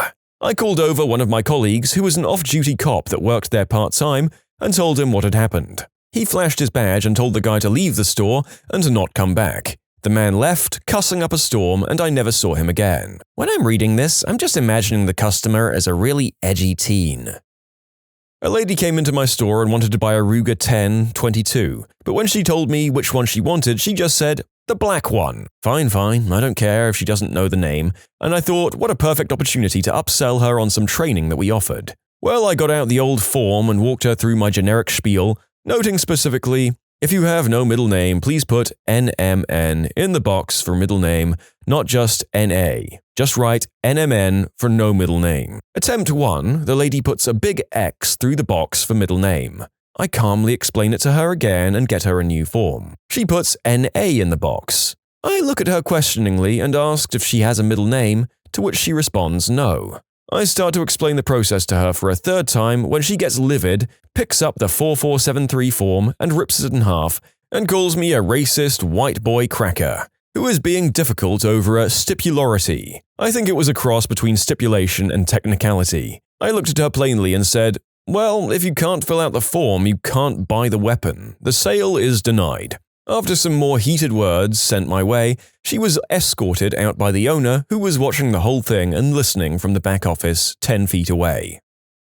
I denied a sale when someone admitted that they'd shot a bear at a state park out of season, poaching, and another time when someone pretty much told me they were going to use the item to kill a guy in Alabama. I also stopped numerous straw purchases. Most of the time, people didn't understand that it wasn't legal. The number of people who would absolutely lose their minds when I would have to walk them out the front door before I could give them their weapon was crazy. It was just store policy, but sometimes it would make the most normal weapon buyer turn nuts. There was this one guy who would come in about once a week with a new person each time. They'd be buying a weapon for themselves, but they didn't know anything about weapons. At first, I thought the guy was just helping friends pick one out, but after a while he winked at me and said, "See you at the revolution." Cult leader? Anti-government? Who knows? I soon after left that job and never saw him again, but it sure left me with stories. As much as I'm sure all of our viewers from the States will enjoy hearing this from a person with a British-ish voice, there really needs to be a better form of control than just filling out a simple form, even though that basic task does seem to elude some of these morons. I was at my local store for these items, just chatting after picking a few things up. Another guy comes in looking for suppressors, says he's interested in one, to which the clerk starts explaining the tax stamp paperwork. In my state, you can own NFA items no problem. You don't get jammed up, but still go through the ATF process. The guy digests it all, says that's fine, understands the $200 tax, etc. The guy says something along the lines of, "Okay, I'll fill everything out and then come pick it up later this afternoon." To which the employee laughs, thinking he's joking, because if you've ever been through the process, the wait time is on average 9 months to a year. Personally, the fastest I've had an item processed is 7 months, but every other one has been at least 9. So the store employee was obviously thinking he's joking. The guy was dead serious and that he thought he could pick it up that afternoon. He got really irate and started cussing the employee out, and said, "If you're not willing to give it to me today, why do you even display them?" Then came a few racial slurs. The employee helping him was Hispanic, and as the rest of the employees came over to escort him out, he said something like, "Y'all wait until I raise hell with the Better Business Bureau," and then a few more racial slurs before he was physically escorted out. The other one was told me by a friend who works at a different store. The guy comes in wanting to buy a piece, and when handed the paperwork he says, "Oh, I didn't think there were background checks in this state," and leaves. Not long after all this, a patron who had just left the range comes back in letting them know that as soon as he got to his car, some guy came up asking if he'd sell one of his pieces for cash, no questions asked. The guy was just walking around the parking lot asking people if they would sell him one. When the police came and arrested him, he actually yelled, "But I was told anyone can buy guns in this state without ID." That was his actual response to the police. Apparently he had warrants in California and a bunch of missed court appearances. Another one was relayed to me from a friend who was at an auction house bidding on some weapons. Up for auction, there was a double rune Mauser, which symbolized the rifle was likely used or issued by German special forces in World War II. They tend to sell for a very high premium. Some guy who got outbid tried to cause a scene about how these weapons should stay with the race and not go to those people, still arguing about it as the police arrested him after refusing to leave. Used to work at a specialist store and law enforcement supply. I saw a lot of stupid things, cops almost discharging their duty weapon, etc., even had a couple of holes in the ceiling from before I started. But the craziest reason I've denied someone was arguably the dumbest. Not dumb in the way some of the others have posted. I had plenty of denials for attempted straw purchase. So this frequent customer decides to bring his dad in one day to get a new piece to carry. Spend about 30 minutes helping him pick out a good one and a nice holster to go with it. He filled out the background check form and I'm getting ready to call it in when I noticed something odd. In the section where you select your ethnicity, he had drawn his own checkbox and wrote, Native Mexican American. I informed him that he wasn't allowed to do that and he just needed to do as the instructions stated. Select the box that matched his ethnicity the closest, i.e. Latino. He just could not be convinced to select a meaningless box on a form that the info didn't even get reported on. I had to deny the sale. I half wonder if he was just crazy or if he was an agent testing me with something stupid. A guy with SS Thunderbolts on his neck. I didn't even show him his piece he sent for the transfer, just told him to get out and I sent the weapon back. There was also a crazy lady who during the paperwork said it was for protection from the Mexicans in her basement that snuck up in the night to get her. I told her she was delayed and called the police. In case you're wondering, this is Tucson, Arizona, where there are almost no basements. And finally, a lady who came in asking for a particular model. We showed it to her. I asked her questions about ammo as she was smaller and it was a large weapon. She kept checking her phone and said this is the one she wanted even though she didn't know the caliber or the first thing about these kinds of weapons. I put two and two together, I explained what a straw purchase is and told her to leave. A customer came in and picked out a weapon, did the 4473 and failed the NICS check, tried to get us to sell it to his girlfriend instead. That's a big no. I sell at weapon shows with my buddy who has an FFL, and these young kids, they had to be about 13 years old, came up with a stack of cash, around $2,000, and they wanted to buy 4 AKs, so I asked them for ID as I pulled out the 4473s, because I've seen older guys that look young as heck as well. I told them that each AK is $700 and they said, wait, what are those papers? So I asked them how old they were and they said 18, but didn't want to fill out the paperwork because they want to take them to Mexico. I told my buddy to go call the cops and they left as quickly as they could. I had a woman buy 10,000 rounds of .22 long round and tried to buy 2 Ruger 10-22 rifles and a Smith & Wesson MP15, and she filled out her 4473 and I called it in and she got delayed. The FBI can delay the sale or pickup for 5 days in North Carolina if the person needs an investigation on their background. I'm still waiting for a reply, and she comes back the next day to ask if felons can buy weapons, and that she hopes they could because she was tired of seeing the zombies eat people in her yard and highway and crap. I was dumbfounded. I couldn't believe that she didn't instantly get denied when I called the day before. If she just admitted to this crazy crap, I manage a second-hand shop in North Carolina for those wondering.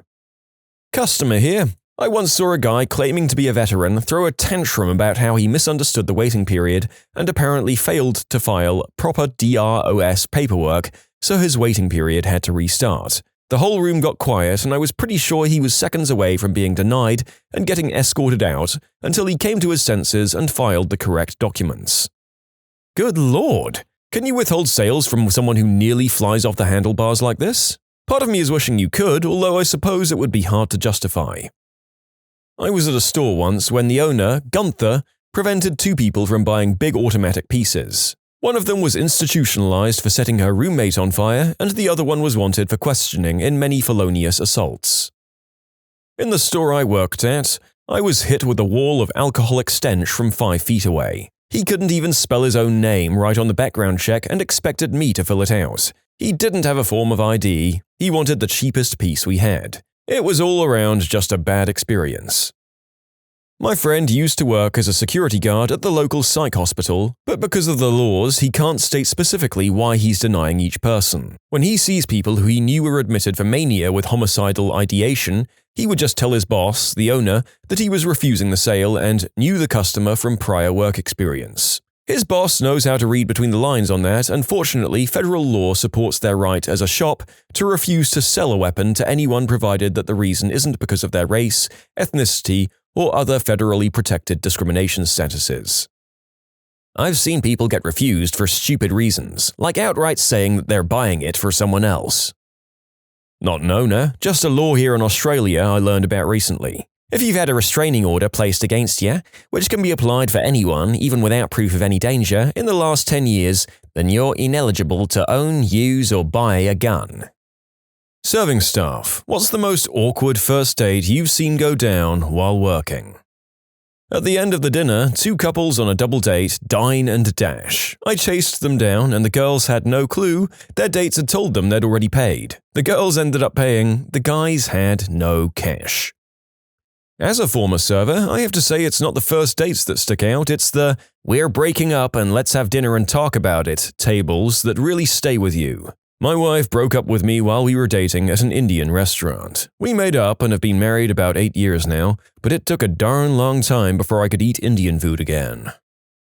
More sad than awkward, a guy in a wheelchair came in at about 1:45. Says he has a date at 3, but the only ride he had there was early. So I sat him at a table for 2, he munches on bread for a while and decides to go outside for a bit. He ends up coming in about 20 minutes later and starts telling me and the host I'm working with cheesy jokes. He also mentions that he used to be a policeman before he became wheelchair-bound. He also told us his date is from Panama. The other host and I had a bad feeling about this situation at that point. 3 o'clock rolls around and I see the guy anxiously glancing between his phone and the door. About 45 minutes of this pass before he finally leaves. This was one of the saddest things I've ever seen.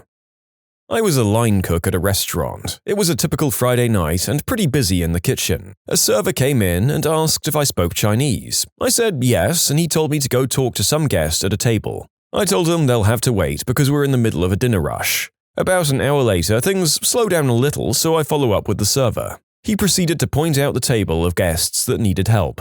So I walked out of the kitchen with the expectation of maybe translating the menu for them or something. When I got up to the table, I noticed it was a white guy and an Asian girl. So I asked the gentleman how I could help him. He then asked me to translate for him. It was at that point that I realized they were on a first date. The guy asked me to translate a few things for him like, "How did you enjoy the dinner?" and "Did you enjoy the date so far?" and other small talk. And I'd have to translate that to the girl and translate her response back to English for him. This went on for about 5 to 10 minutes. Eventually, he asked me to ask the girl if she wanted to sleep with him. The girl asked him if he had a girlfriend. I had to stand there and translate this conversation. Eventually, the girl shot the guy down, and it got pretty awkward at that point, so I found an excuse to go back to the kitchen. In short, had to translate for a guy and asked the girl if she wanted to do the deed with him.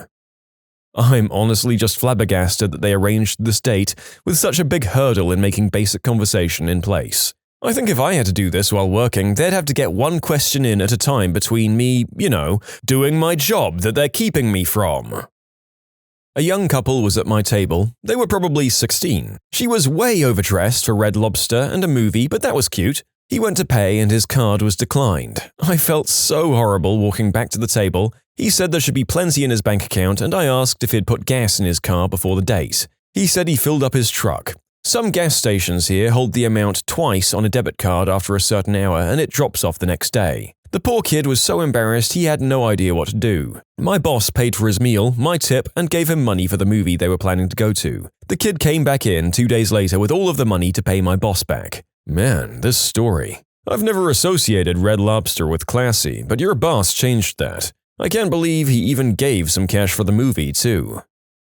Bartender here. Had a guy this past summer come in for Match.com meetups 4 different times with 4 different ladies. For one of his dates, he told everyone else at the bar that he was from Match.com. His date was late, so everyone at the bar was concerned for him. He told everyone to clap when she arrived. When she finally came, everyone at the bar clapped and cheered. She was horribly embarrassed. No wonder why this guy doesn't hold on to girls for long. She'll be on guard from the second she walks in the door. Why not just get everyone in the place to yell out, "Norm!" Had a professor in college that had us clap when a student would walk in late. He had a really good laugh when we did it when he was late. I'm a hostess, and when we seat people, we have to talk about the specials happening that day. Well, anywho, 2 people came in and they don't appear to be a couple. Both were very stern-looking. I started giving my spiel about the drink specials, and she cuts me off and says she won't be drinking tonight. The guy looks at her and asks why. She tells him that she's pregnant. And let's keep in mind that I'm right here between them with no option to walk away because I'm still holding the menus. Well, he freaks out, quickly questioning her, and getting very angry, she starts yelling at him. A lot of tension is floating around, and in the midst of all this anger about being pregnant, I chime in and mention that we're also having a special on our baby back ribs. The moment after I realize what I just said, they're staring at me with their jaws dropped. I look them dead in the eye and walk away. I'm not good in these types of situations. Yes, we have some baby back ribs on special, as well as a nice Asian stir-fry with baby bok choy and baby corn. We also have a lobster special that of course comes with a bib. There's also a cheese platter featuring Baby Bell. What can I get started for you? This happens to a friend of mine, we'll call him Alex. because for this situation we need a unisex first name. He's on a blind date with a friend of a friend. Alex gets a table at a fairly fancy restaurant that his friend Steve works at as a manager. He arrives first and she gets there about 15 minutes late. No big deal, they chat over drinks. At this point, he doesn't think it's going super great, but doesn't think it's too awkward. At some point after they ordered their food, she excuses herself to the bathroom. A minute or so after she leaves the table, he gets a text on his phone. It's from his date. It says something along the lines of, "I hate blind dates. This guy is a total loser. At least I'll get a few free meals out of him." Alex realizes that the text wasn't meant for him, but for his date's female friend, also called Alex. He gets up from the table and finds Steve in the back and tells him what happened, asks for his half of the order taken off the ticket, and then leaves before she gets back to the table. Alex's date comes back from the bathroom, apparently unaware that she texted the wrong person. Due to some mix-up, the entire order still arrives at the table. Reportedly, she didn't even wait for or even question Alex's absence before she began eating. In fact, she finishes nearly all of her meal before asking her waiter to check where Alex had gone. The waiter checks with his manager, Steve, finds out about the situation and informs her that Alex left while she was in the bathroom. He then hands her the check. The best part is that she didn't have enough money to cover the check. She had to call a friend to come down to the restaurant and pay for her meal. Steve wasn't too keen on letting her slide on the bill. In short, woman accidentally texts her date about only going out with him for free food. He sticks her with the check. I have been waiting so long to tell this story. So I'm a server at Red Robin, and I once served a teenage couple, probably around 17 or 18, easily seniors in high school. They'd obviously been dating for a while since they already knew what they wanted and ordered for each other. The date night seemed to go pretty well. They ordered their drinks, ordered an appetizer, then ordered their food. Only their drinks had come out, yet when finally holding hands for a long while, the guy looks into the girl's eyes and apparently broke up with her. I'd been standing from a distance, keeping an eye on my tables when suddenly I see this happening and watch the girl's face just turn from happiness to absolute horror. Tears well up and she starts banging her fists on the table, screaming out at him that he's a butthole and whatnot. Everyone in the restaurant can hear it and everything just stops. As she's becoming more and more volatile, he's trying to calm her down. I'm not sure what to do at this point. Even my manager had come out and looked at me as if we both don't know how to handle this. Finally, the guy yells, "Fine, fine. If you don't want to be civil, then I'll go." She begs him to stay, but he pries himself away and beelines for the door. She doesn't follow him. He passes me on the way to the door, stops and walks back towards me. He hands me $50 and says, "You can obviously already see why I did what I did. I'm just sorry that you had to deal with this here and now. Take care of her and make sure she's okay." He then leaves. She sat for the next 3 hours, not crying but just staring blankly into the wall. She ate both of their meals and the tower of onion rings. On another note, a lady crapped herself at my work once. In short, broke up, broke down, and broke waistline. I'm somewhat unclear whether the lady that made brown in the server's workplace was one and the same person who ate the 2 meals and the tower of onion rings. It seems very probable, but it's written in such a way that they've preserved the mystery. Seems like the cherry or piece of gooey fudge on top of this miserable experience. Guy comes in alone and asks for a table for 2. I seat him in the corner in a booth where it's quiet and secluded. He says his date should be here any minute. I get him the beer he ordered and a bunch of chips and salsa. 20 minutes later, he's on his second beer and he promises me that she's going to be here soon. She just texted him and said she's on her way. I really don't care because it's really slow and I like the guy because he's super low maintenance. I brought him out some queso to go with the chips he was eating alone. An hour goes by. There were 2 instances of a single woman coming in saying she was meeting someone, and both of those women were directed to this guy. But neither of them were his date. Now I'm just kind of feeling bad for the poor fella. 3 hours after I sat him down, he had had 9 beers, and I brought him a few rounds of shots occasionally just because we, the entire staff, felt so bad for him. He was fricking lit. He goes out the back door to start chucking up in an alleyway, as his date finally walks through the door. I sat her down at their table, get her a drink, and then went out back to give the guy a smoke and let him know his date was here. He was not happy. I walked him back inside, sat him down, and watched them formally introduce each other. I didn't realize this was a blind date. I left awkwardly and immediately. They paid and left maybe 5 minutes after that, just enough for the lady to finish her drink. I guess she gave him a ride home, but I don't really know. I didn't think she was actually going to show up, otherwise I'd have cut him off well before that. Oh well, hope he got some action that night. Who does she think she is, showing up 3 hours late for a date? To be somewhat fair, when she did arrive, she looked like she'd been crying her eyes out and seemed incredibly flustered. I didn't want to pry, especially considering the drunk mess she was about to have a date with. You can submit your own stories to be featured here on the channel. The story submission link is in the description below. And if you want to listen to some vibey music in the background, check out easymode, also linked below, and subscribe. Well, I'm assuming bartending is close enough to serving staff since I did serve the food as well. I did this for a number of years, but one story, man, this stands out. This younger lady came in by herself, comes up to the bar, and says she'd like a table in the back alone. It's a slow night and I was working alone, so I sat her, brought her a drink. She's there for about an hour, has a couple of drinks and keeps checking her phone. I finally ask her if she's expecting someone and her response was a sad smile and a nod. Almost immediately after that, this guy, early 30s, comes in and asks for a table for two. This guy reeks of D-bag. On his arm is this slightly trashy, very early 20s girl who's already drunk, loud, and freaking obnoxious. She keeps talking about how lucky she is to finally get this guy out with her. How it's been the best first date ever.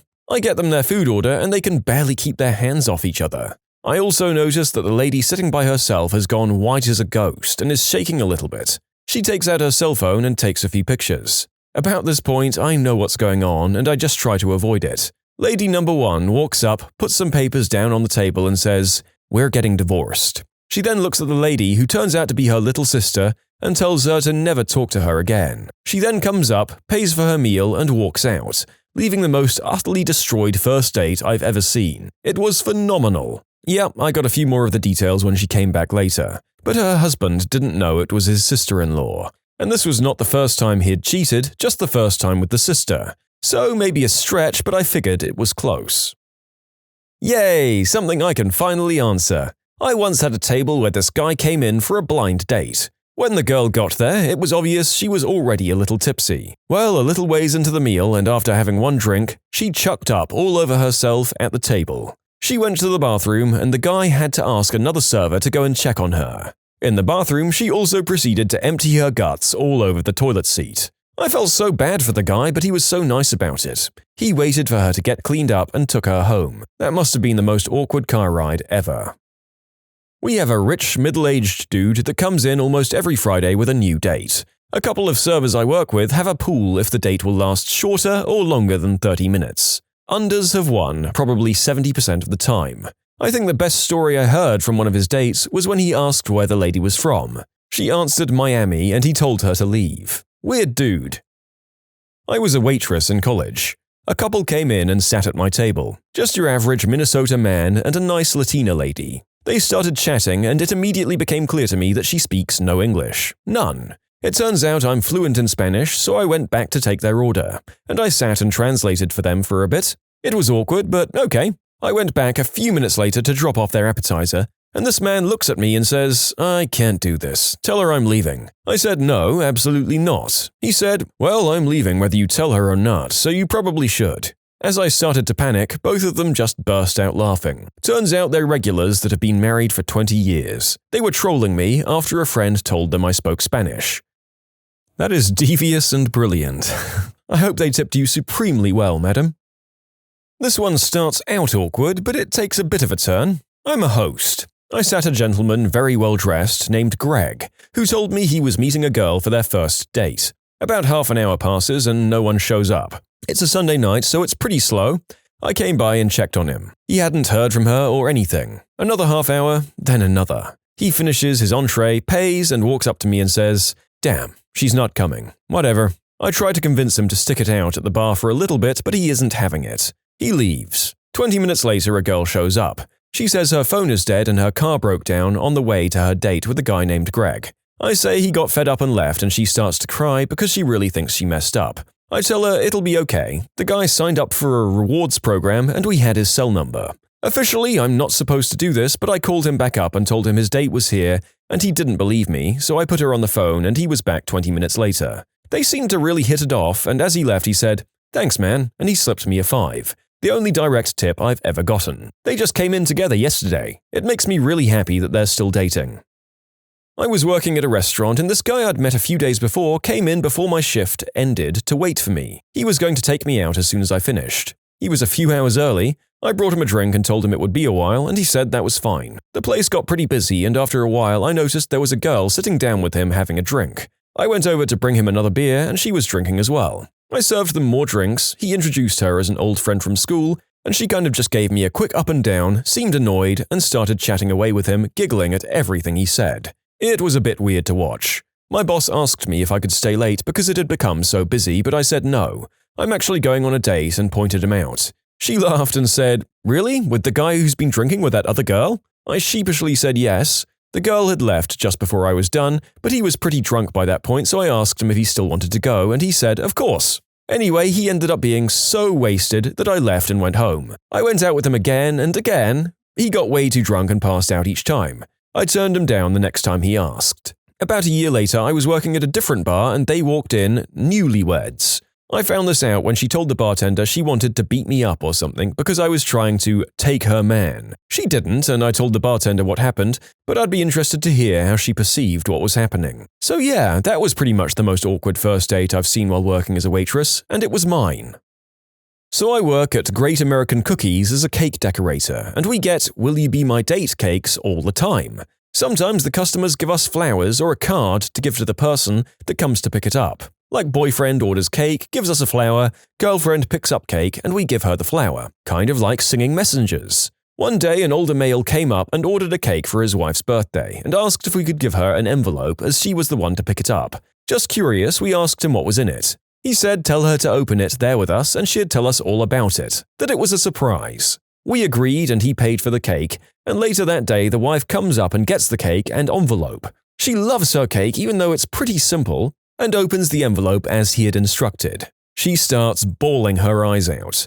This guy had had us serve her the divorce papers. We noticed he was standing only a few feet away. He was a scumbag Steve if I've ever seen one. Long story short, we don't take envelopes without the customers telling us exactly what's inside from then on. Oh, and he got us to serve papers for free when anyone else would have charged $50. Didn't even tip us for having to deal with his crying, soon-to-be ex-wife. In short, scumbag Steve made a cake decorator serve his wife divorce papers when she came to pick up her birthday cake.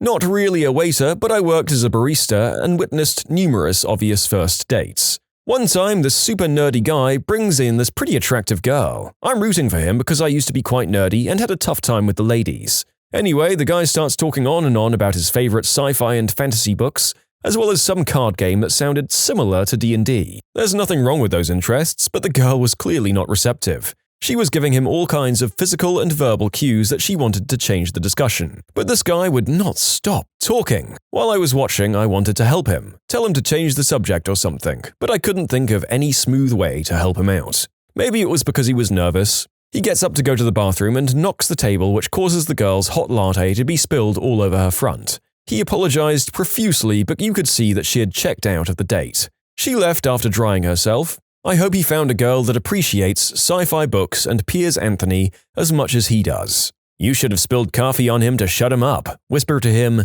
"You can thank me later."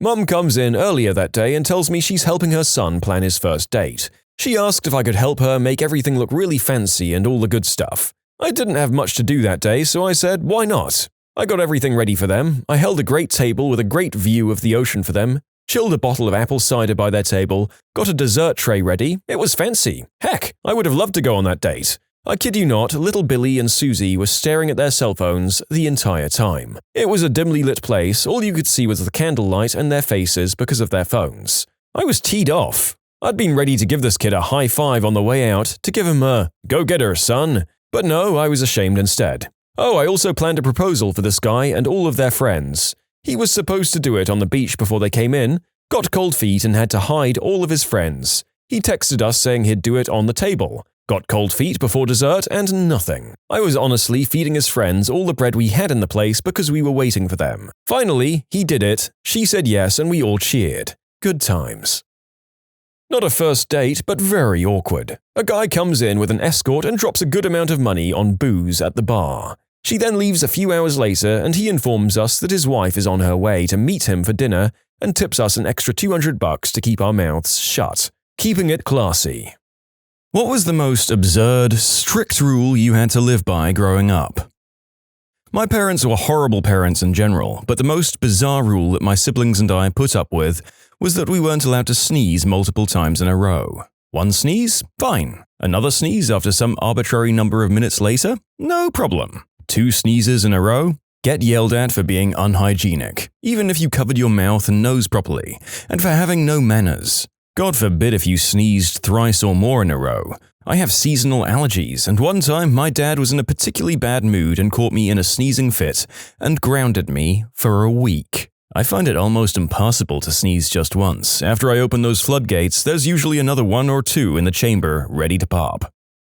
I was grounded from the time I was 8 until I moved out. My stepmom would always find another reason to extend it, no matter how small, even just my bookcase being messy, and at some point it just became normal that I wasn't allowed to do anything, and my dad didn't bother to fight it. And grounding for me didn't just mean I couldn't play video games. It was everything. I had no access to any kind of tech. She took away my alarm clock when she found out I was using the radio on it, and I couldn't go outside. I couldn't watch TV. I couldn't be up past 8. Yes, even in summer when I was 17. I couldn't leave my room without a good reason, and I wasn't allowed to be in my sister's room or talk to her at all. I lost my real mum at 5, and my stepmom came into the picture within the year. I was still nowhere near recovering and felt like she was trying to replace my mum, so of course I wouldn't call her mum or anything like that. She and my father married when I was 7 without asking me or my sister. 3 at the time. My little sister was only 1 when my mum died and didn't feel bad letting our stepmom be mum. She didn't know anything else. She loved my sister and hated me, and I started doing worse and worse in school, giving my stepmom reason enough in my dad's eyes to keep me grounded that whole school year. It just never stopped after that. When I was still quite young, she found a cover to an adult movie DVD I'd found in the trash, and gave me a whack with her belt. My grandparents, mum's side, got pictures of the bruises, but were too afraid that my dad would move me across the country to do anything. It was enough that she was never physical again, but she just started making me write sentences after that. It started out, "I will not lie" 100 times, but that didn't keep me busy long enough, so she kept adding to it every time I did something she didn't like. The worst was when I was 14 and I ate some stevia packets from the top of the fridge and told her I didn't know where the empty packets came from out of fear. I will not lie, I will not steal, God hates a thief, and sin is death. 10,000 times. Due by the end of the month, in December. While I was writing them out, she came by my door, didn't say a word, and just set her belt on the doorknob. That was about as bad as it got, and honestly, I consider myself lucky it never got worse. I went to my grandparents' house every weekend, and they tried to spoil me as best they could. They weren't rich, but they loved me and gave me everything they could. I wouldn't be anywhere near the kind of person I am today without them, and so I'm thankful that they were part of my life. They taught me how a family is supposed to show love, since my mum couldn't, my stepmom wouldn't, and my dad didn't know how. Damn, that stepmother is practically following some step-by-step walkthrough on how to traumatize someone throughout their upbringing, and that was downright neglectful of your dad. Hope you did okay later in life. My mother would come home from work occasionally and say, "I know you did something you weren't supposed to. Go to your room. You have 15 minutes to think about what you want to say. If you lie, you'll get double punishment." I would freak out and say anything I thought might be bad I did during the day. I watched TV and I wasn't supposed to. I forgot my textbook at school. I made fun of a girl at school. I climbed a tree, among other things. She'd ground me for a week and I would feel relieved it wasn't worse. The messed up thing is that she had no idea what bad thing I did. She just knew I would confess to anything and everything. Being raised religious, I always thought I was sinning. So this was a way for her to control me and ground me so she was comfortable with where I was when she had night shifts. My mom once kicked me out of the house for being gay, and I'm not even gay. My mom wanted me to be gay. Once a friend and I got wet in the rain on the way home, and she asked if we were going to use the shower. Both. At the same time. She brought towels for both of us. She was extremely disappointed when I told her I got a girlfriend. If I tooted, I was forced to spend 2 hours outside, even in the freezing winter. One day, I collapsed in the cold and was taken away from my mum after I was hospitalized for 3 hours after collapsing. I then lived with my grandparents for the rest of my childhood, and legally wasn't allowed to see my mum until I was 18. I guess it counted as child endangerment. Something less serious, my mum was paranoid that everyone and everything was a kidnapper. She hated the mailman on our route, so when I was young, 3 or 4 years old, my mum told me it was illegal to be outside when the mail came. About 11:15 every day, I'd see that truck coming. I'd hightail it inside the house, terrified that I'd be spotted. Fast forward 30 years, I genuinely still feel a tinge of panic in the smallest recesses of the back of my brain when I see the mailman arrive. Only now it's overpowered by the excitement of my latest Amazon package that I don't really need. My time to shine. No nail polish, no tights under dresses, no drinking tea, not allowed to watch anything with any cursing. Had to call my parents sir and ma'am, and now they're upset that I call them this instead of mum and dad, by the way, but it's what they asked me to do. Bedtime of 9:30 until I was 18. Parents took my phone at 9 p.m. every night when I was in high school and read through all of my texts. They were allowed to open my bank statements. Not a rule, but my parents would read my diary and go through my computer, and once left video cameras up while I was hanging out with a friend and talking. They loved to repeat things I'd said or written to me, just to let me know that I had no privacy. In elementary school, my parents sat me down and said, "We just want you to know, if you get pregnant while living with us, we will kick you out." My parents gave my dog away while I was at school one day without telling me. I was 9. And these days, they wonder why I never want to share anything with them. Geez, this is all rubbish. My mom would read my diary too, but she never told me. She'd read it and then try to trick me into lying about something I wrote so she could punish me. I didn't know she was doing this for years. She convinced me that God told her what I'd done and led her to test me. My dad didn't snoop into my things that I know of, but he loved to accuse me of wanting to do the deed with my brother's friends, while he himself tried to get with my classmate. She was 15, he was in his 50s. Aren't parents the best? The only thing I can't figure out is your no tea rule. Why? Did they think it was poisonous? Or anti-American? If you're American, that is. Oh, and why no tights? I wasn't allowed to wear dresses without tights, lest someone see the bare flesh of my thighs. Huh? I wasn't allowed to swim in public swimming schools because I'd catch transmissible diseases from them, apparently. When my PE class would go to the pool 1 week a year, I had to walk laps around the pool because I couldn't participate. My stepdad typed up and printed a 5-page list of rules. He made me print, sign, and date the last page. I was to be held accountable, and if any rules were broken, I had to move out. I wasn't a bad kid. The whole thing was to establish his dominance of me. I wasn't allowed to leave my room. I couldn't go to the bathroom or kitchen, but I better have a reason to be there. So the narrator came to this story grouping mostly hoping for goofy rules about weirdos who are legally obligated to pledge fealty to the family cat every morning or something. Instead, we have the usual stories of conservative Christian repression and just downright imprisoning their kids. Sad stuff. Holding out for something goofier. I couldn't shave my legs until I was 16. I did when I was 12. My mum found out and grounded me. I had to ask to get a drink of anything or eat anything. I couldn't go anywhere unless my little brother could go with me too, or if he had a play date. If he didn't have anyone to play with, then I couldn't either. We were 8 years apart, by the way.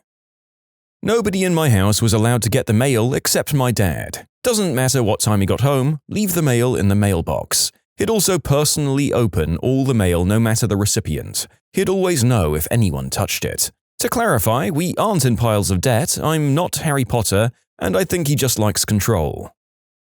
My parents were super laid back, but my mother's stepdad Larry could be a huge butthole. She told me that one morning, as a kid, she was given a chocolate-covered donut, and, as a kid will do, decided to start nibbling off the chocolate. Larry decided this annoyed the crap out of him and asked her promptly to stop eating the donut like that. "Oh, just let her eat the donut how she wants," said Mum's mum, washing dishes. My mum continues to eat chocolate around the edges, and Larry shoots up, shouting, "Knock that off!" and fricking pitches his morning cup of coffee across the kitchen, where it explodes on the wall next to Mum's mum.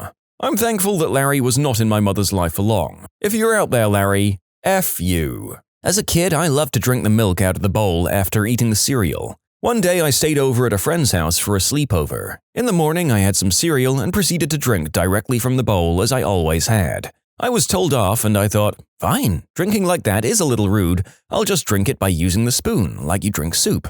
I was told off for that too. I was like, what should I do with this milk? We don't like to waste food at my house, so it gets eaten or in the fridge, and the idea of just pouring it down the sink baffled me.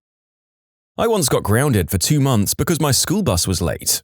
Backstory. I was 12 years old when this happened. A couple of kids almost got into a fistfight before the school bus left the parking lot, and the bus driver had to get the principal to break it up and escort them back into the school. The bus driver lectured us about fighting before driving us home. This caused us to be 30 minutes late. When I explained this to my mother, she blamed the whole situation on me, which was completely irrational because 1, I barely knew the kids who were involved, and 2, I was an introvert, bookworm type who never got into a fight.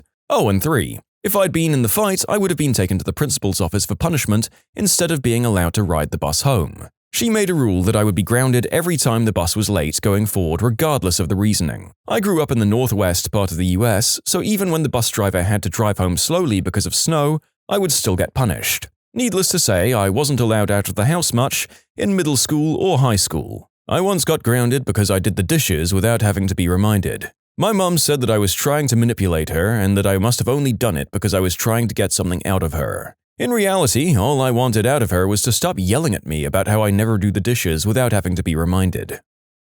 You can submit your own stories to be featured here on the channel. The story submission link is in the description below. And if you want to listen to some vibey music in the background, check out easymode, also linked below, and subscribe. If you didn't instantly say what you wanted to eat, my father would cook onions and garlic. He didn't like people wasting his time. My grandmother made me write out the encyclopedia entry on witchcraft when she found out I'd read the first 4 Harry Potter books, if that counts. Oh no, my kid might learn witchcraft. Better have them copy an article on actual witchcraft. I had a stepdad who was a police officer, and all this occurred until I was 15. 1, I had to eat beans first on my plate and then clockwise. If I didn't follow this rule, I'd get no food and kicked from the dinner table. 2, I couldn't listen to Vanilla Ice because it was black music. 3, I had to stand in the corner with both feet on the floor and back straight for hours. 4, I had a time limit on hugging my mother. If we hugged too long, he called me gay slurs. 5, I had to get up in the morning and sit on the toilet and shine his leather while he showered. 6, I couldn't shut the door to go number 2. 7, I couldn't shut the door to shower or bathe. 8, if my bed squeaked at night, I'd get whipped because he thought I was whacking it. Oh yeah, and there were more. I'm a mid-30s straight male and in a professional career. This happened from '84 to 1997 in southern US. This is just the surface stuff. I didn't even mention the stuff I knew was off growing up. He's retired on police pension, living off the state. He never had a single charge formally put in his jacket or his criminal record. Mum was definitely having a rough time of it too. No one in the house was allowed to shave or have a razor at all. I couldn't go to a barber or shave at a friend's house, but had my PC taken away when I tried at home. I still don't understand my mother's logic behind this one. I wasn't allowed to shave my legs. I guess my mom's thinking was that all the hair would serve as boy repellent. It wasn't necessary though. My personality was more than enough to keep me from getting laid. As much as some of the other stuff has surprised me, the repeated rule of no leg shaving across some of these posts is something I didn't even contemplate could happen. Fundamentalist religious people, treat your kids better. Your daughters shouldn't be your prisoners.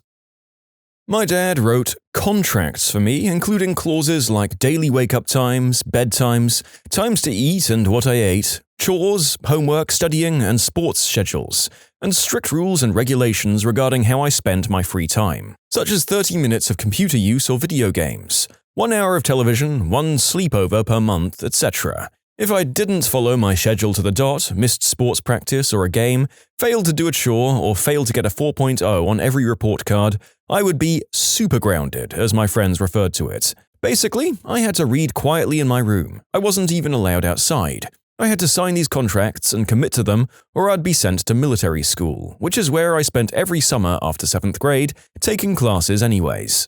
As a result of these classes, I was a couple of grades ahead with math, English, and science, and was still expected to make perfect marks every semester. I was grounded virtually all the time, but luckily my parents had joint custody, and I escaped to my mother's house as much as possible. Also, mandatory substance testing from age 14 onward.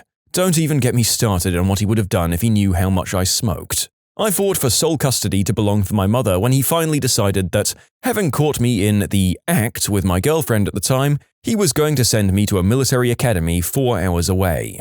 Nope, haven't spoken to him in almost 6 years.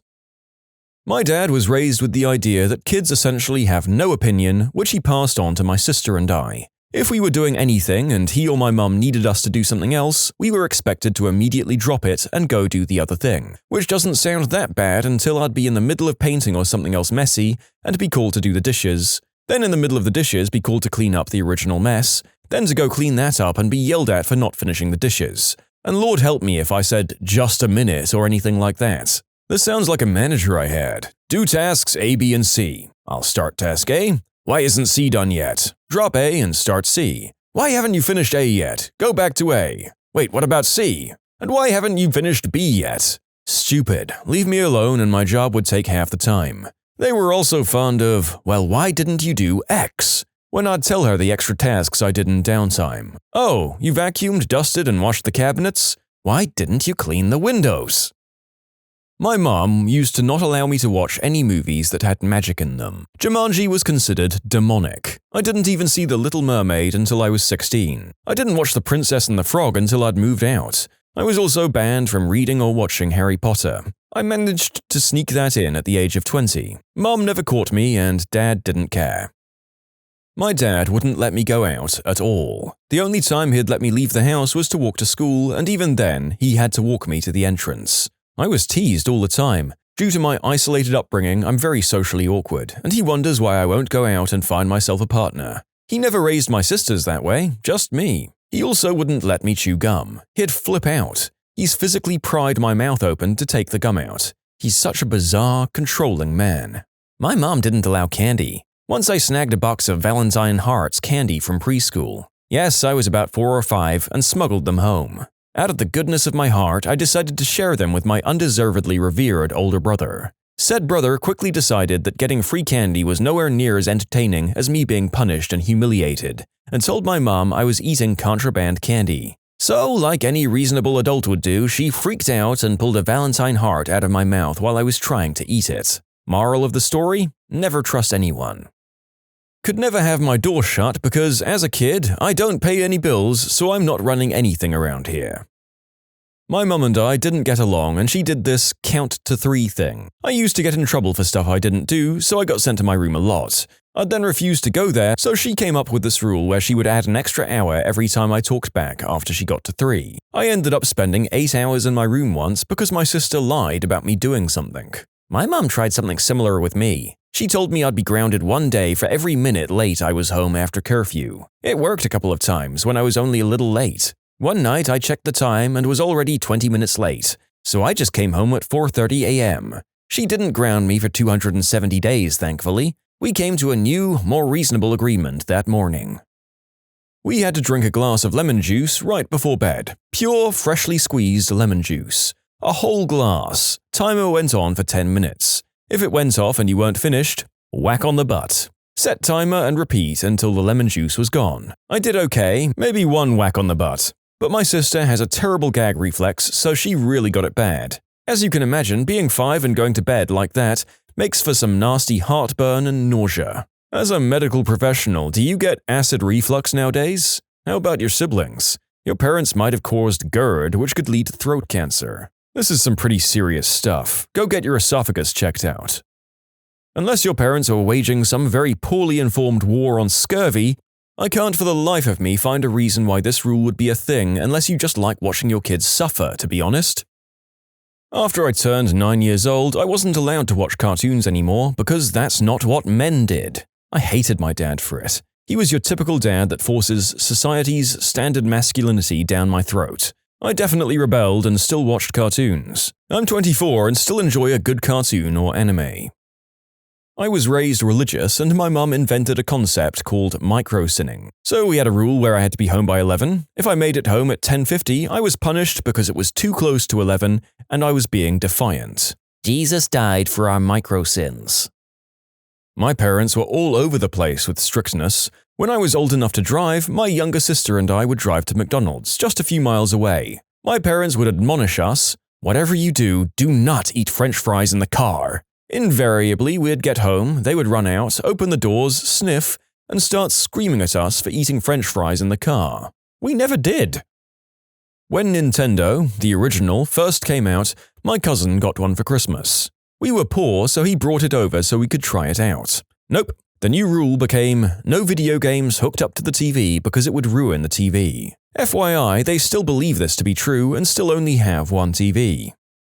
Couldn't watch Disney movies as a child because they showed kissing before marriage. Wasn't allowed to go to friends' houses or let them give me a ride home from school because I'd be imposing on their parents. Mum went through my trash to make sure I didn't throw out anything important. The rule was that my mum had to pick out my friends because she didn't want me hanging out with anyone who wasn't Catholic or who was into satanic content. To my mum, everything was satanic. So basically, just about everyone I brought home was influenced by the devil because their parents let them listen to modern pop music and watch Pokemon and Dragon Ball Z. Mid to late 90s. Visiting their homes was strictly forbidden on account of the fact that the only opinions she wanted me to have were hers and hers only. It also didn't help when I wanted to play at the park with my friends and my mum would literally follow us and watch us the entire time. Eventually, no one wanted to be my friend anymore, and that was when the bullying began. This torture went on for 7 years. Then my mum wondered why I didn't have any friends and was bullied for such a long time. It was a miracle that I even had friends when high school came along. Needless to say, I'm not a Catholic anymore, and my mum and I are not on good terms. There was a crap ton of crazy rules living with my parents, mainly from my mum. My dad only followed to avoid arguments. But this rule was the one that affected me the most. When you subscribe, make sure to hit the bell to turn on notifications. Put the playlist on in the background to finish listening to all the stories, or if you want some vibey music to put on in the background, check out easymode. If you like Am I the Genius, give Am I the Jerk a shot. Everything linked in the description.